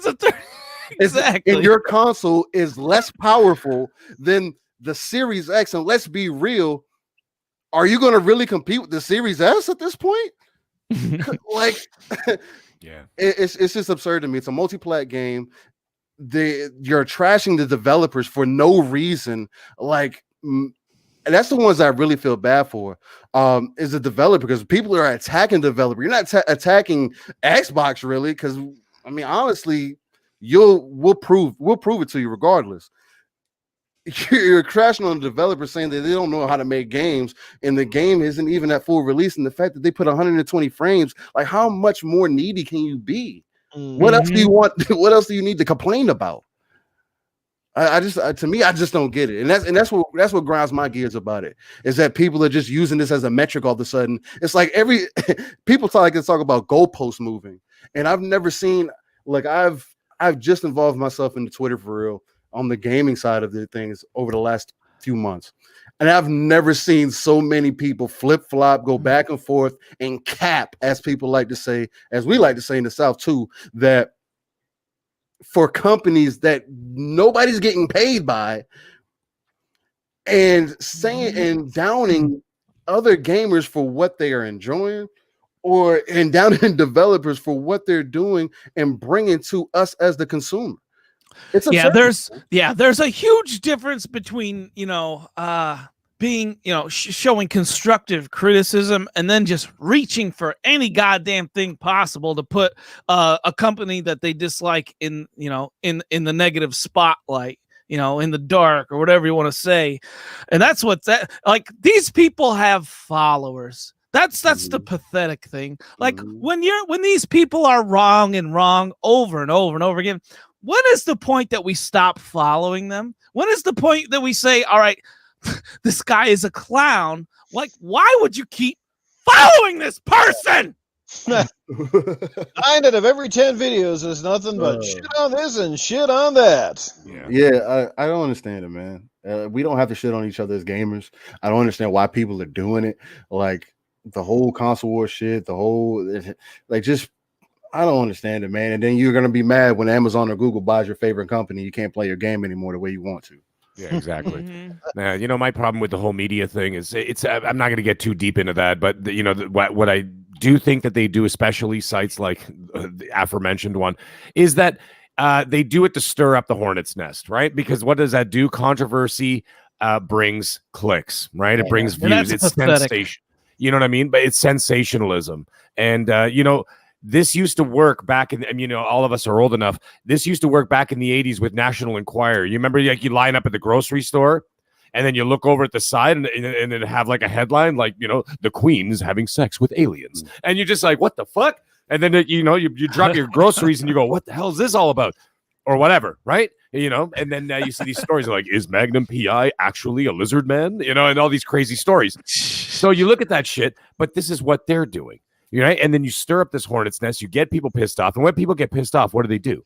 They click on the damn article that they want to see what they're writing about. And they go, they walk in and go, what the fuck is this guy talking about now? Click.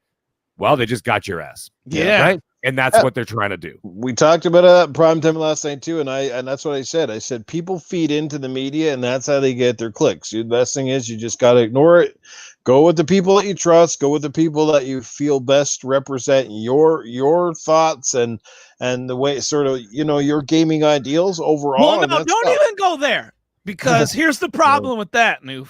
The PlayStation fans. And they have a right to be PlayStation fans, just like I have the right to be an Xbox fan. Exactly. Okay, but when someone because what I'm saying is what you're saying is wrong. Is follow the people that that you're essentially saying follow people that you want to hear. But when these people are wrong and like, you need to be above this. What do you call it? This drudgingly low, the crumb side of things, like, rise above that. You know what I'm saying? Rise above the crumb side. This pathetic, like, put everything down all the time. And like I said before, there's lines drawn in everything. There's a difference between constructive criticism and, like, saying, like, all right, they can improve on this part.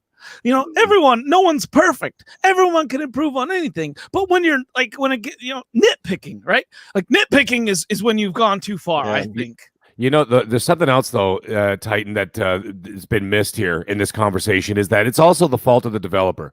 And I'll tell you why, at least in my opinion, and I'll tell you why.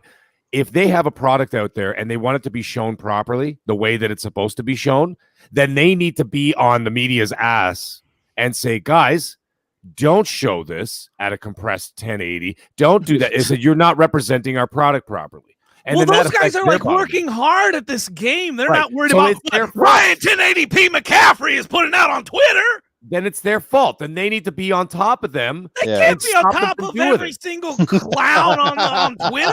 Yeah, but there's too many. But Ryan McCaffrey's not just an average clown. No, yes, he is. Well, yes, he is. But dude is an average clown. But he's a big name.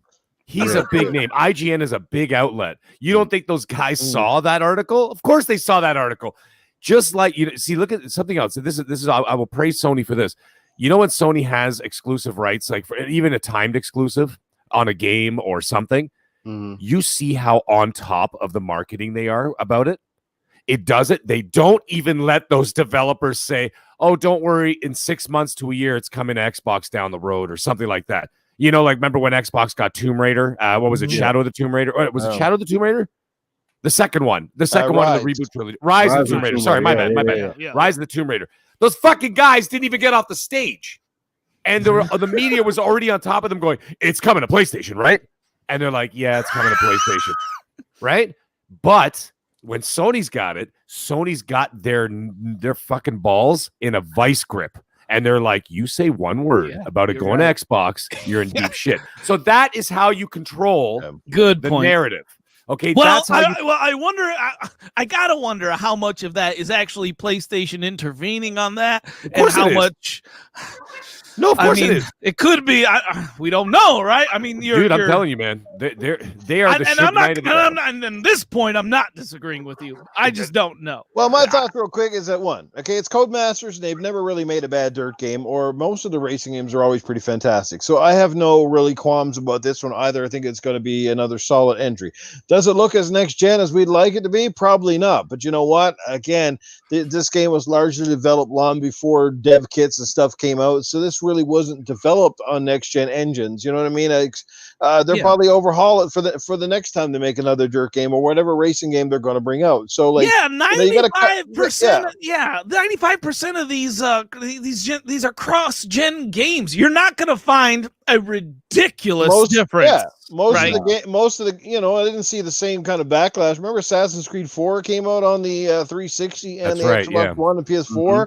Yeah, and it had marginal upgrades, but it wasn't like, oh my god, this Assassin's Creed looks not. It wasn't until we got Unity, despite all of the flaws at Unity was a fantastic looking game. That shit, you went, whoa, okay, that Assassin's Creed starting to look next gen. The textures, the shadows, the better faces and stuff like that. You get a side of the, so it's the same. It's the same deal here. It's a cross-platform game, and the funniest thing is, if you're complaining about it running shitty on the Xbox, if that's your article. So aren't you laughing at the PlayStation? Because if you fucking think it's going to run better on the PS5, then isn't that kind of weird? That's kind of like saying, that kid over there in the corner is ugly, and then you look at your kid, isn't he just as uglier? I don't know. It's just one of those weird things. Some of these guys just, I don't know. It's just, I guess they got to make a video and get some clicks. I don't know what the fuck it is. Look, I will disagree with Ryan McCaffrey because I do like the guy. I think he's pretty cool most of the time. I don't agree with everything he says, but look, I'll put it this way: he's far better than Brian Altano. I don't even know that clown. That guy, I can't handle him at all. He's the guy that made fun of the Xbox when he did the unboxing at one time, and it was so bad. It was like, didn't he have an Xbox executive on the show when he did that? Oh my god! Wasn't I don't remember that video. Or Phil or something. And he did this fucking thing, and he made a joke about it, and no one was laughing. It's like, dude, it's fucking lame. But anyway, that's all I'm gonna. I don't really have much to say, and the game's gonna be fine. So Crazy Greek Brian, who? Yeah, I don't know that guy. He doesn't deserve to be known. Next. Like I said, when it comes to the IGNs of the world, and I said this on prime time last night, I said the thing you got to remember with IGN too is they are far different than the IGN we remember from 10 years ago. They hardly have any of their senior staff anymore. They don't even hardly have anybody working for them anymore that even fucking grew up during the Genesis era. Like fucking some of these guys, I almost think like the video games didn't start till the PlayStation 3. You know what I mean? Yeah. So it's like holy fuck. So that's a fact. It's like these kids trying to tell you about fucking sports, and you say, "Well, did you ever see Michael Jordan?" They're like, "Who?" Yeah. Don't get me started. Like Who's Wayne Gretzky? Who's Michael great. Jordan? And you're like, "What the fuck, dude? Like, did you fall off the planet? Like, what's going on? You must be the flat Earth people." IGN definitely needs a few more Xbox centric writers. No, that's a fact. We need some more Xbox people in over there or something. That would at least save some of their credibility. It would kind of mask the things that Ryan McCaffrey said, because Ryan McCaffrey said about 10 different ridiculous things over the past 10. He's averaging one a month roughly, but I cannot stand that. I don't know how you Noof. You said you respect this guy. For the most, like I said, I look. Sometimes he tells it like it is, and sometimes he's right on the. Like to me, he's no different than me. Some of the times. No, like you're right. You're right. No, some of the stuff that I say, fucking people think I'm full of shit, and it's just my opinion. It's no different than his. True. I guess the only difference is over the last little while, because he used to like for a while it was Xbox Unlocked, and it was more of a very pro Xbox attitude from Ryan McCaffrey, and over the last few years, I know it's like you're not really sure. Too much of that. I have not seen. I did for a while, but now it's kind of like he says some stuff that you're not quite sure. Like, is this you, Ryan? Or are you just trying to troll people or get a reaction, or is that how you feel? Like, I don't know with the guy sometimes. That's bad. That's my problem. That's a huge problem I have. Like when you can't tell if someone is being themselves or just trying to suit someone else. Like be yourself, man. Be your own person. I that's respectable. All right, even if you got something that I disagree with, at least if you're being honest, then I can respect you. But as far as like Ryan McCaffrey, like are you telling me this guy recorded this game at 1080p at a terrible bit rate, uploaded it, and said, "Hey, this is indicative toward the game I played"? Are you seriously playing at 1080p, Ryan McCaffrey? Do you not have a 4K TV, Ryan McCaffrey? Like, god damn! Because we can all, a lot of us can all agree, like a lot of us like Alana Pierce, right? We've always respected her. And she's always had some great points, and she's always been sort of she really likes Xbox, and she talks about it. Then recently she had that stupid tweet where she kind of was like condemning the fact that Xbox had Bethesda and might have exclusives. When, like I said, when, a while back, they were all the same people are saying, well, it was great when Sony had them, but now that Microsoft might have them, it's a fucking bad thing, and you're just like, come on, guys. Like, you can't be one way for one company and another for the other. My only issue, I guess, if we want to speak on it, he whose name should not be spoken. Voldemort works at IGN? Holy shit. When did that happen? For me, he lacks. I'm not gonna say lacks. I just feel like the soul of it isn't there anymore. At least for Ryan. I mean, and I'm not gonna say that he's not a gamer. I'm not gonna say that he doesn't enjoy what he's doing. And I'm not gonna say that I don't agree with him sometimes. But for me personally, or why I stopped listening to him is because I just feel like the soul isn't there for me. And that's okay. I mean, we move on. I saw him come up, and I'm okay to let him go. There's other great people in our community that I'd rather listen to that are giving good knowledge out, and I know are being that are authentic, that are playing the games that a lot of us are playing, and are going to be honest with their opinions and whatnot, no matter what. They're not gonna cap for one side. They're not gonna try to make something up or try to make something seem one way. I mean, when you're in journalism, I kind of expect you're gonna go through it, and I expect at some point for you to get tired of it. Maybe it's not for you all the way up to this point. Dude, maybe it is. Some of these media guys, look, man, it's like having pussy. When you've been with the same girl for so long, after a while, no matter how good she is, you get tired of her, right? And you go out and you get a new girl, and you're like, man, you are the best I've ever had. But then you get tired of her, and you go back to your old chick, and you're like, God damn, I forgot how damn good my first chick really was. Exactly. So it's like, Right? And that's why I say it's just a soul for me. That I don't want to condemn the man. I mean, he's doing a job and he's getting paid pretty well. So I mean, kudos to him. But I personally don't listen to him. If y'all like him, that's cool. But I'd rather hang out with you guys and listen to you guys when you spit your knowledge, because it just seems more authentic and it's more the soul. Again, that's what it is for me. Mm-hmm. There you go. I appreciate it. Boys, everybody's full of fire tonight. I love it, man. This might be a record podcast. I swear to God. God damn it. Titan setting up the fucking Red Bull Got Wings player of the night tonight. That's what And they want me to point some people out that I feel like are authentic, man. I'm not gonna pointing people out is not something I'm gonna do, man. You know what I mean? It's like everybody knows who they are.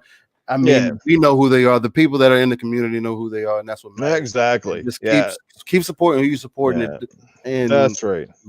Just make sure you talking truth when it comes to some of these topics. We don't have to drop a lot of names. All I know is 90% of the time people are talking about, the person whose name kind of, indicates a bad smell. I'm all about improving yourself every day. Talking to what up? No, I'm sorry. You know what? If improving yourself every day is by unfollowing one less clown on Twitter, then that counts in my book. Chris, you got to 1v1 me on Gears first. All right, guys. Let's get into your segment, Titan, if you're ready to drop it. All right, let's get into the year 2000 segment. I got a gas bubble in my chest that's just dying to get out. But anyways, I'm gonna try and push it out naturally.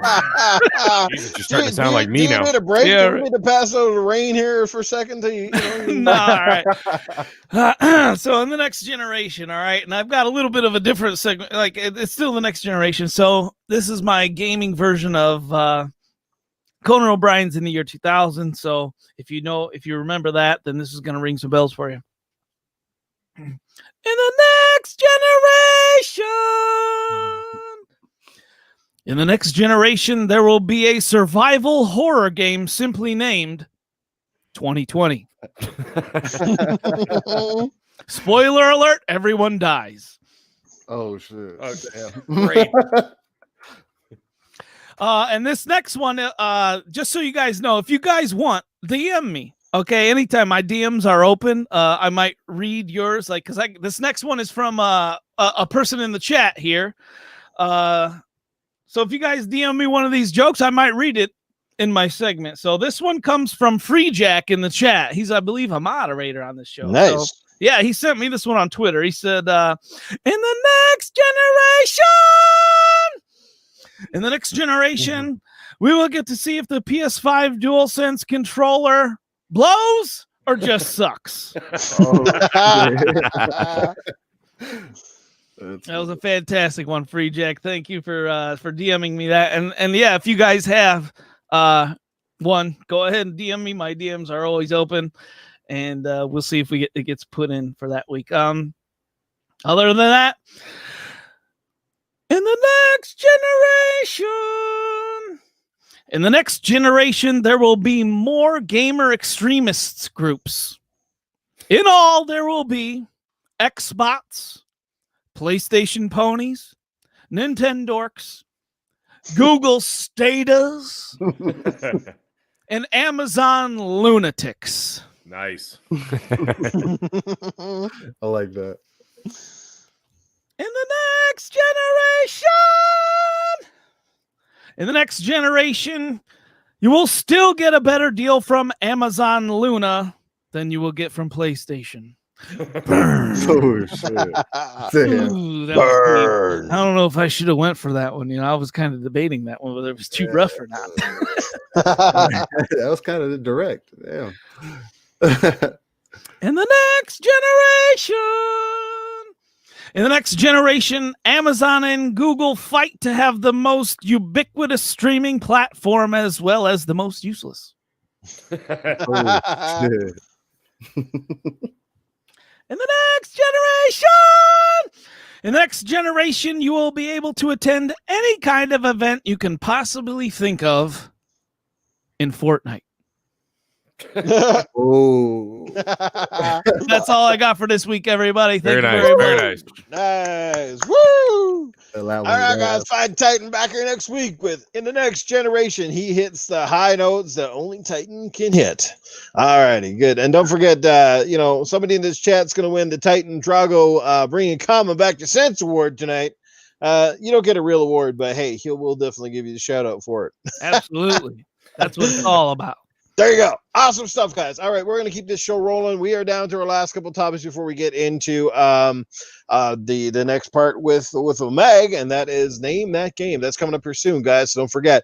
Rogue Company is now free to play, and it is also cross-play to boot. So I just wanted to know, has anybody even tried Rogue Company? I have it on the Switch, just recently picked it up on Xbox. We had a good time the other night. I was playing with Wild Bates and Company. We had a really good time. It's actually not a bad game, and I don't really play a lot of those games, but it was all right. It's done by High Res, the guys who did Paladins, I do believe. Mhm. So basically, Mike, is this game, have you played it? What do you think that is crossplay, that it went free to play all of a sudden? And what is the best free to game play or that you guys enjoy or still enjoy? Hold on, before someone else takes the floor. Hold on. Yeah, go ahead. You just said High Res, the guys that make what game? Isn't it Paladins? Smite? Why would you not go with Smite, man? God damn! Did they make that one too? God They made that damn! too? Smite is Wow. like their I biggest seller right now. constantly say I that know. on the air. I'm disappointed, Noof. Someone else go at it.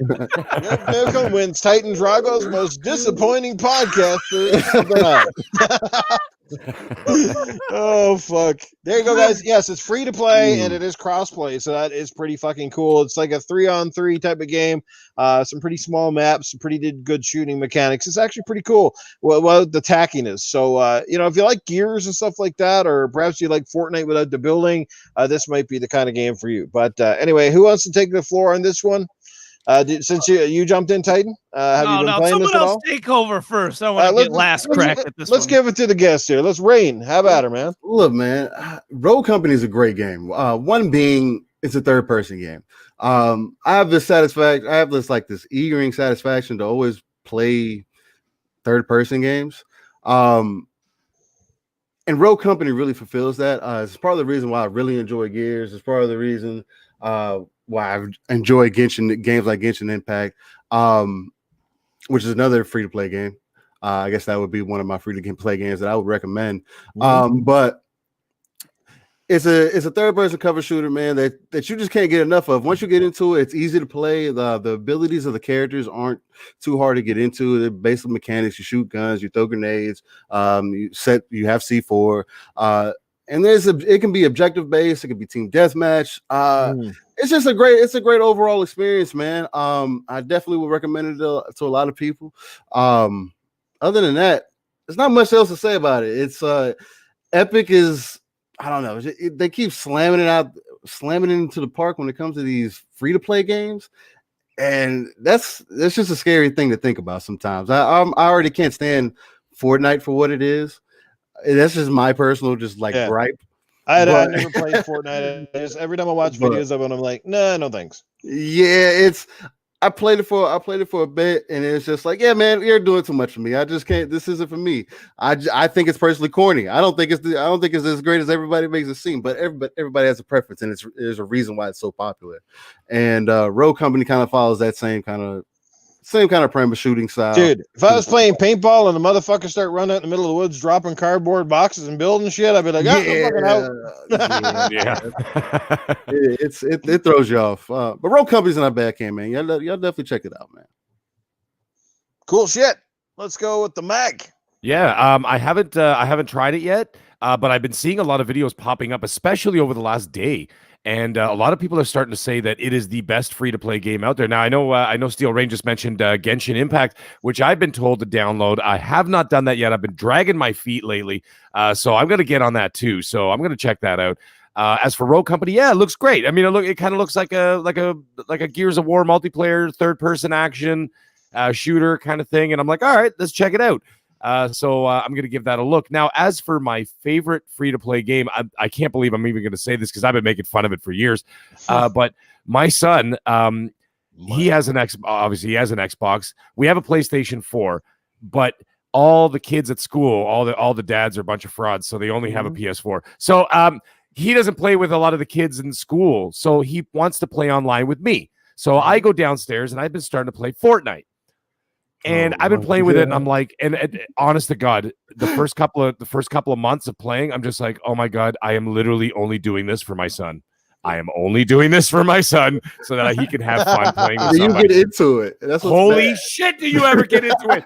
All of a sudden, I'm running around, and I'm like, okay, dude, you go over there, you hide in the tree. I'm gonna go jump off a cliff as Thor, and then go hit this guy with a pink polka dot gun. Whatever, I don't give a shit. But you know what? It's actually pretty fun. I don't care if anybody calls me a fraud. I don't care what you got to say about me in the chat. Go ahead, chat. Come at me, bro. I'm telling you, it gets better over time. The building is really fucking annoying, though, because there's one thing that drives me nuts. You shoot one bullet at a guy, and he builds a fucking 20,000 square foot house in 8 seconds.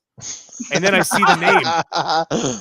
Then I see the name underneath it. It says anonymous. And I'm like, oh, he's from China. I knew it.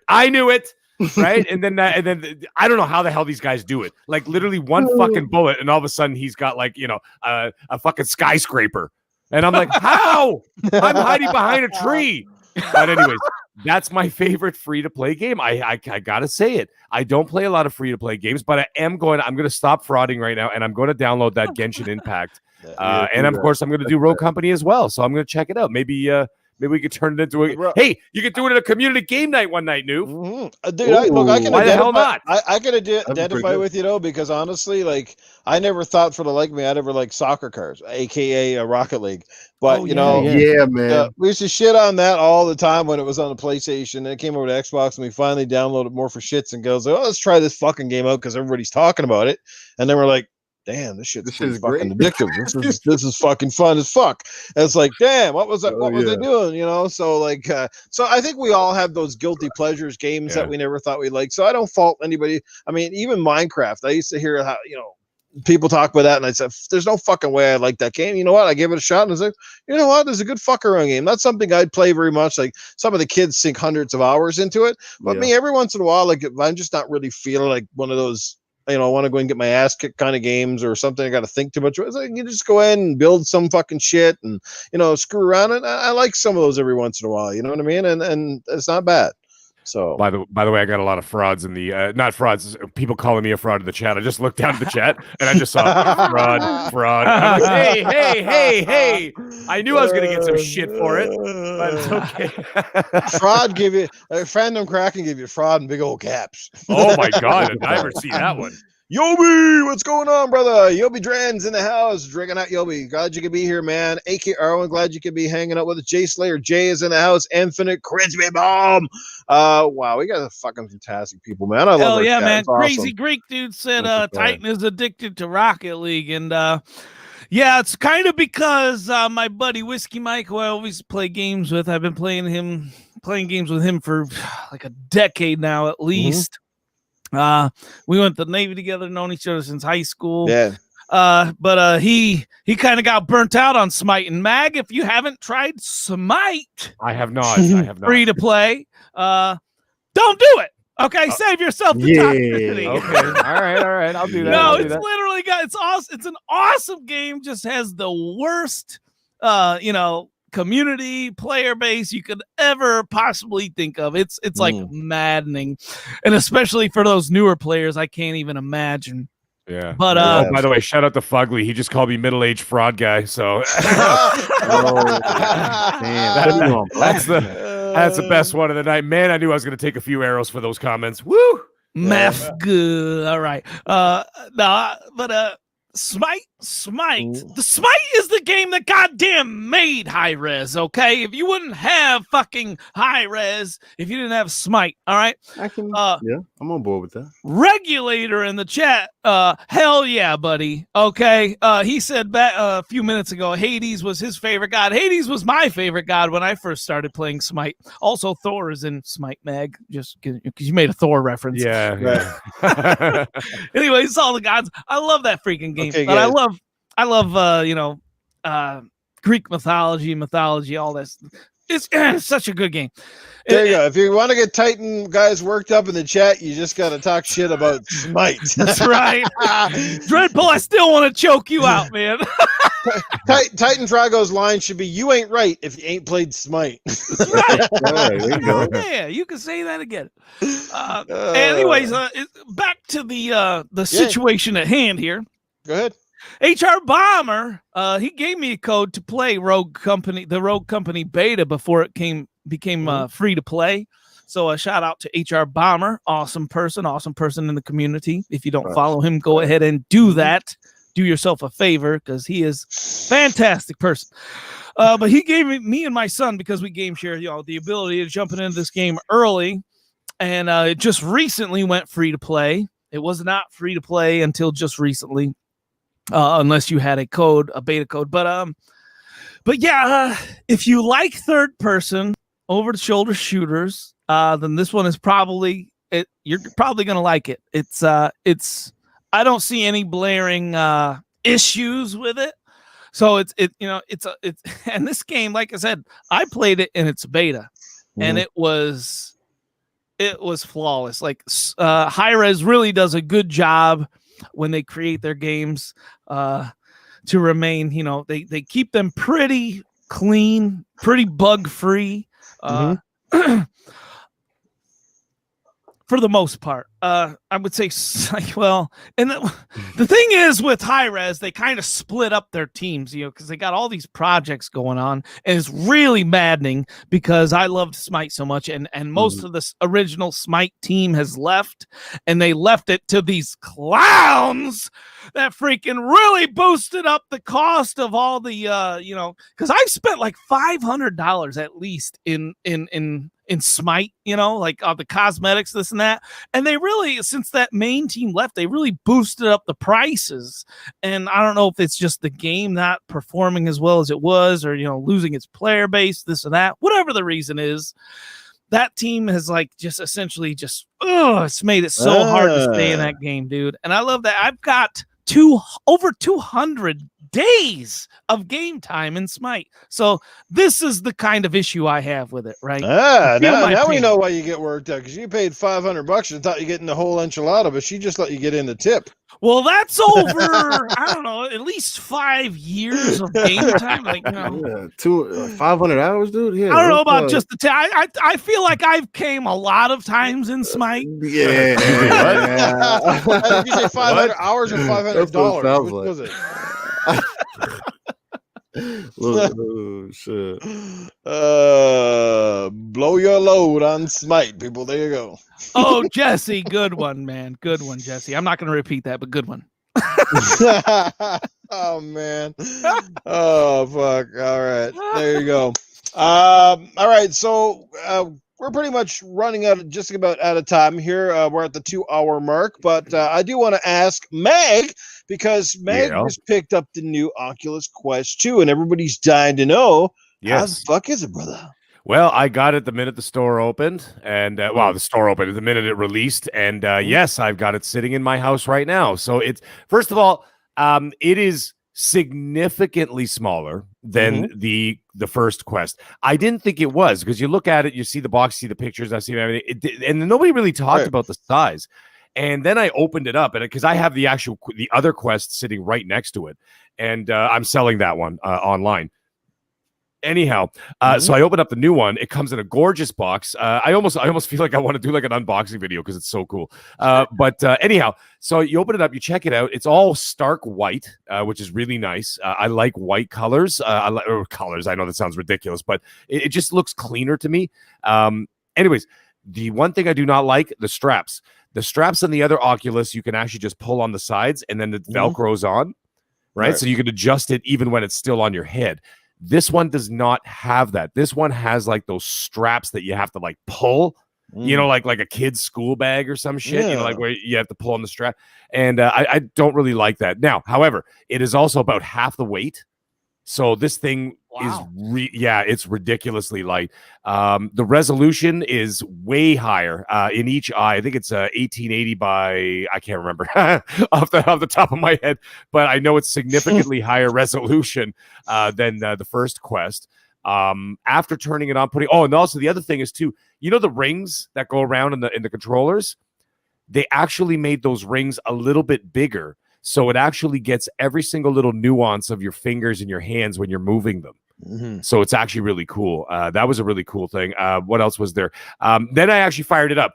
Transferring data from one to the other literally took a second. The only thing is that if you have games on the Quest or anything else and you want to put them on there, as long as you've got the app on your phone, what you do is you just literally just pair a new headset and it transfers everything over to the new one in a matter of seconds. So that was great. The only thing is you have to re-download the games, which they don't take too long to do, especially if you have a really strong Wi-Fi in the house. So I re-downloaded my games. Now, when you get into the menus and stuff, the way that I saw it, it was like a change from the Xbox One to the Xbox One X. Okay, if I wanted to put, or a PS4 to a PS4 Pro, in terms of like the immediate clarity. You look at the menus and you're like, wow, they really pop. And it was really, really cool. Now, the other thing is that's really, really like is that the inside lenses have an actual track on the inside. It's hard to describe. And you can actually grab the lenses, the sides of them, and you can move them in or out on a slider to match your actual eyeballs. Because not everybody's eyeballs are the same. And, they don't line up on the same. You know what I'm saying? Like in your head. Like you get the one guy who looks like a fucking salmon and his eyeballs are in the side of his temple. Then you got a dude who can wear one goggle when he's going fucking swimming because his eyes are so close together, right? So this allows you to slide you're allowed to slide the actual the lenses to match your actual eyeball whatever structure situation. So anyways, what I think this thing is, and the loading is insanely fast. The other thing I think that the sound system is infinitely better. It has a built-in stereo sound system into the actual headpiece itself, and the sound is way better than the first. The controls, snappy, quick, unbelievable. What else was there? They have rumble built into them now, and a little bit of haptic feedback. You get actual haptic feedback and resistance when you're doing stuff. I was playing Star Wars today, which is what is it called, Vader Immortal. Yeah. And I went to the Jedi training temple, so I had my lightsaber. When you fire up that fucking lightsaber, your whole hand is shaking and feels heavy, like you're holding the actual lightsaber. That's cool. So, it's fucking nuts. And then the other thing is, because I upgraded my character quite a bit. You sure that wasn't just your dick in your hand, right? Yeah. Feels heavy. Maybe that's happening after the show. When I threw the lightsaber across the room to like take off, take out a couple stormtroopers, and it came back to my hand. I mean, it slammed into my hand. And it was like, when Rey throws her lightsabers in the new sequel trilogy and it kind of bang, and she's like pulls it right back. You feel that. So it gives it that weight. Like imagine like God of War, when Kratos throws that axe and boom, and it comes back in your hand. Like that would be fantastic, right? So all in all, really, really good. What I think that this upgrade is for, though, especially for the price tag, by the way. Motherfuckers going to dinner can't hold a fork afterwards. Yeah. Damn God of War game. Yeah. The price tag, pretty cheap, man. I mean, with tax, Canadian, it was $440 with tax. Whereas the first Oculus Quest, even at a 64 gig, was still $600. Damn. Before tax. Yeah. Right. So they really lowered the price. And in the US, they're only $299 for these. So what they're trying to do is they're trying to get more people into the system, which is understandable. And the other thing that I think that this upgrade is also for a lot of future games. Now, I also got the sorry, I'm sorry, I don't want to go on too long about it, but the other thing is I got the Oculus Link, so I can attach it to my PC. And now, as a result, I can play every single VR Steam game on my Oculus Quest now, upgraded graphics and up to 90 frames per second. So now tomorrow I'm getting Half-Life Alyx, which you weren't currently able to do on the first Quest. So now I'm going to be getting Half-Life Alyx because now it's more powerful system. Now it can actually support those games. And another one I'm going to get is Saints and Sinners, the Walking Dead game is apparently really good. So that's tomorrow. Anyways, that's my quick review. So the reviews are nuts out there right now. A lot, it's averaging like 8.5 to 9 out of 10s all across the board. And a lot of reviewers are even saying that this is too good to be true. So if you're in the market, really take a look at it. And I would absolutely give it a 9 out of 10. That's me. And for those people who don't know middle age, and I'm sure you can put some light on the subject, is you don't need a PC or console to use this. You need right? nothing. Nope. The CPU, everything is built right into the headset. It updates. Even when you want to update the system or download games, you could do them from your phone. So like you could press update on your phone when you go to the Oculus app, and it'll turn on your headset and just update it for you and download games right from your phone. And it's incredible. It really is incredible. So anyways, it's worth a buy if you have the money. I know it's tough right now because you got a PS5 and a Series X and a Series S coming out. Yeah. But if anybody's in the market for VR, I 100% say get your hands on the Oculus Quest 2. Nice. Very good. Awesome stuff, man. Well, we're going to keep you rolling because we're about ready to end the show with the always popular segment, Name That Game. So, Meg, you're up, sir. And guys in the chat, get ready. I just want to reiterate the first question he's going to give you is, again, it is just it's just a teaser question, and then he's going to have the real one. So, have at her, Meg. Live from Studio 69 in Toronto, Ontario, Canada. Welcome to Name That Game. And here is your host, Tony Baloney. Oh, that's right. It's Tony Baloney here right now. Tony Baloney's in the house. We got Steel Rain in the house. We got Titan Drago in the house. We got Noof Nukem. We got a fantastic chat. That's it, man. Turn off the music. Turn off the music. Oh, my God. I'm totally out of breath. Oh, Tony Baloney was a little under the weather this week, but it's okay. He's back on top, and he's back and ready to play. Name That Game. Is everybody ready to play Name That Game? Now, the rules are simple. I will describe a game very badly from any generation, and you must simply name that game. Now, for the first question, only for the first question, anybody can chime in at any time. Okay? But the second question is for the chat only. And the first person in the chat to get it right gets a point next to the name. And after this whole season of 10 episodes of Name That Game, whoever has the most right, I, Tony Baloney, will buy you a game of any system of your choice, standard edition. Can you beat that? You can't beat that. So let's get right into the game. This is the warm-up question, so anybody can get involved. Oh, and by the way, don't think I didn't notice. Joe Dunmore, you fraud. I saw you in the chat earlier. You said that you never finished Gears 5. I want you to finish Gears 5 this week and report to me back next Tuesday. I saw that. People calling me a fraud, eh? Oh. Anyways, question number 1. Name that game. Time to save the president's daughter. Here, take a gun and a fucking plant. Name that game. Oh. Time to save the president's daughter. I will repeat it for you. Time to save the president's daughter. Here, take a gun and a fucking plant. Gun and a plant. Phantom Cracker, you got it right. It is Resident Evil 4. That's right. Resident Evil 4. Oh, gun and a plant. Okay. What a stupid concept. You want to go save the president's daughter? You got a handgun and some fucking herbs. It's ridiculous. That's a fact. Nice one, fan. That was really good. That was a good one. Born Distracted, you are banned for life. Tetris? What the hell is this? Tetris. He said Tetris. Dr. Plants vs. Zombies? Are you insane? Okay, now down to the real question. This is the real question. And panel, please do not answer this question. This is for the chat only. So here we go. Name that game. I'm fat, pink, and I eat everything. And no, I'm not Rush Limbaugh. Name that game. I know this one, but I'm not saying. I'm fat, pink, and I eat everything. And no, I'm not Rush Limbaugh. There you go. Who got it first? Was it Crazy Greek Dude? Crazy Greek. It was Crazy Greek Dude. That's right. It was Kirby. It was, in fact, Kirby. Fantastic.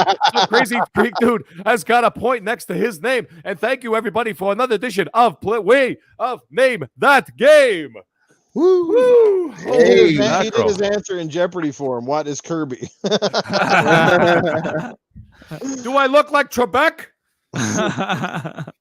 Oh man. Okay, funny. so who do we got there? We got Crazy Greek Dude got 1. Okay, so as it stands right now, this is week number 8. We only have 2 weeks left, guys. And as it stands, we still have Dreadpool leading the pack with 2 and Emmanuel A1 leading with 2. Then we got Joel Dunmore. I love saying that name. I don't know why. With 1. We got Ronin Samurai 47 with 1. We got Infinite with 1. And now we got Crazy Greek Dude with 1. So you know what, Crazy Greek Dude, you keep coming back. Okay, you got a chance to win this because I haven't seen some of those other names in the chat in a while. I mean, Joe Dunmore was here tonight, but the other guys, I haven't seen them. So you got a chance to get ahead here, dude. So, anyways, fantastic. Crazy Greek plays too much Rocket League. Dread's got to get back on top of this here. He just needs to win next week, and he's got this wrapped up. You know that, right? Yep, that's right. All right. So, Dread, wait a minute. Did you say Crazy Greek Dude likes to play Rocket League? Yeah, I play. That's with perfect him. because if he wins, I'll just get him a copy of a Rocket League. It's free. Looking like the gift of free games. You win a free-to-play game. Great stuff. Awesome. All righty. Well, that was it. That was Name That Game. A fucking fantastic podcast tonight. We're going to let everybody get out of here. Let's catch up with the people I don't think I mentioned tonight. So, again, hopefully I caught up with everybody. Regulator, what's up, brother? Infinite, Casket Repair, Crazy Greek Dudes hanging out with us. Crispy Bomb, Dreadpool, Failed Pyromancer, Youngest 02 just dropped in. My good buddy Supersonic Station, the Mr. VR Man himself is in the house. Phantom Kraken, Joe Dunmore, Born Distracted, Back from the Dead, my buddy Free Jack's been here, Psychonauts, a lot of the regulars, man. You guys have been awesome. Fantastic chat tonight. And you know what? I can't say this enough.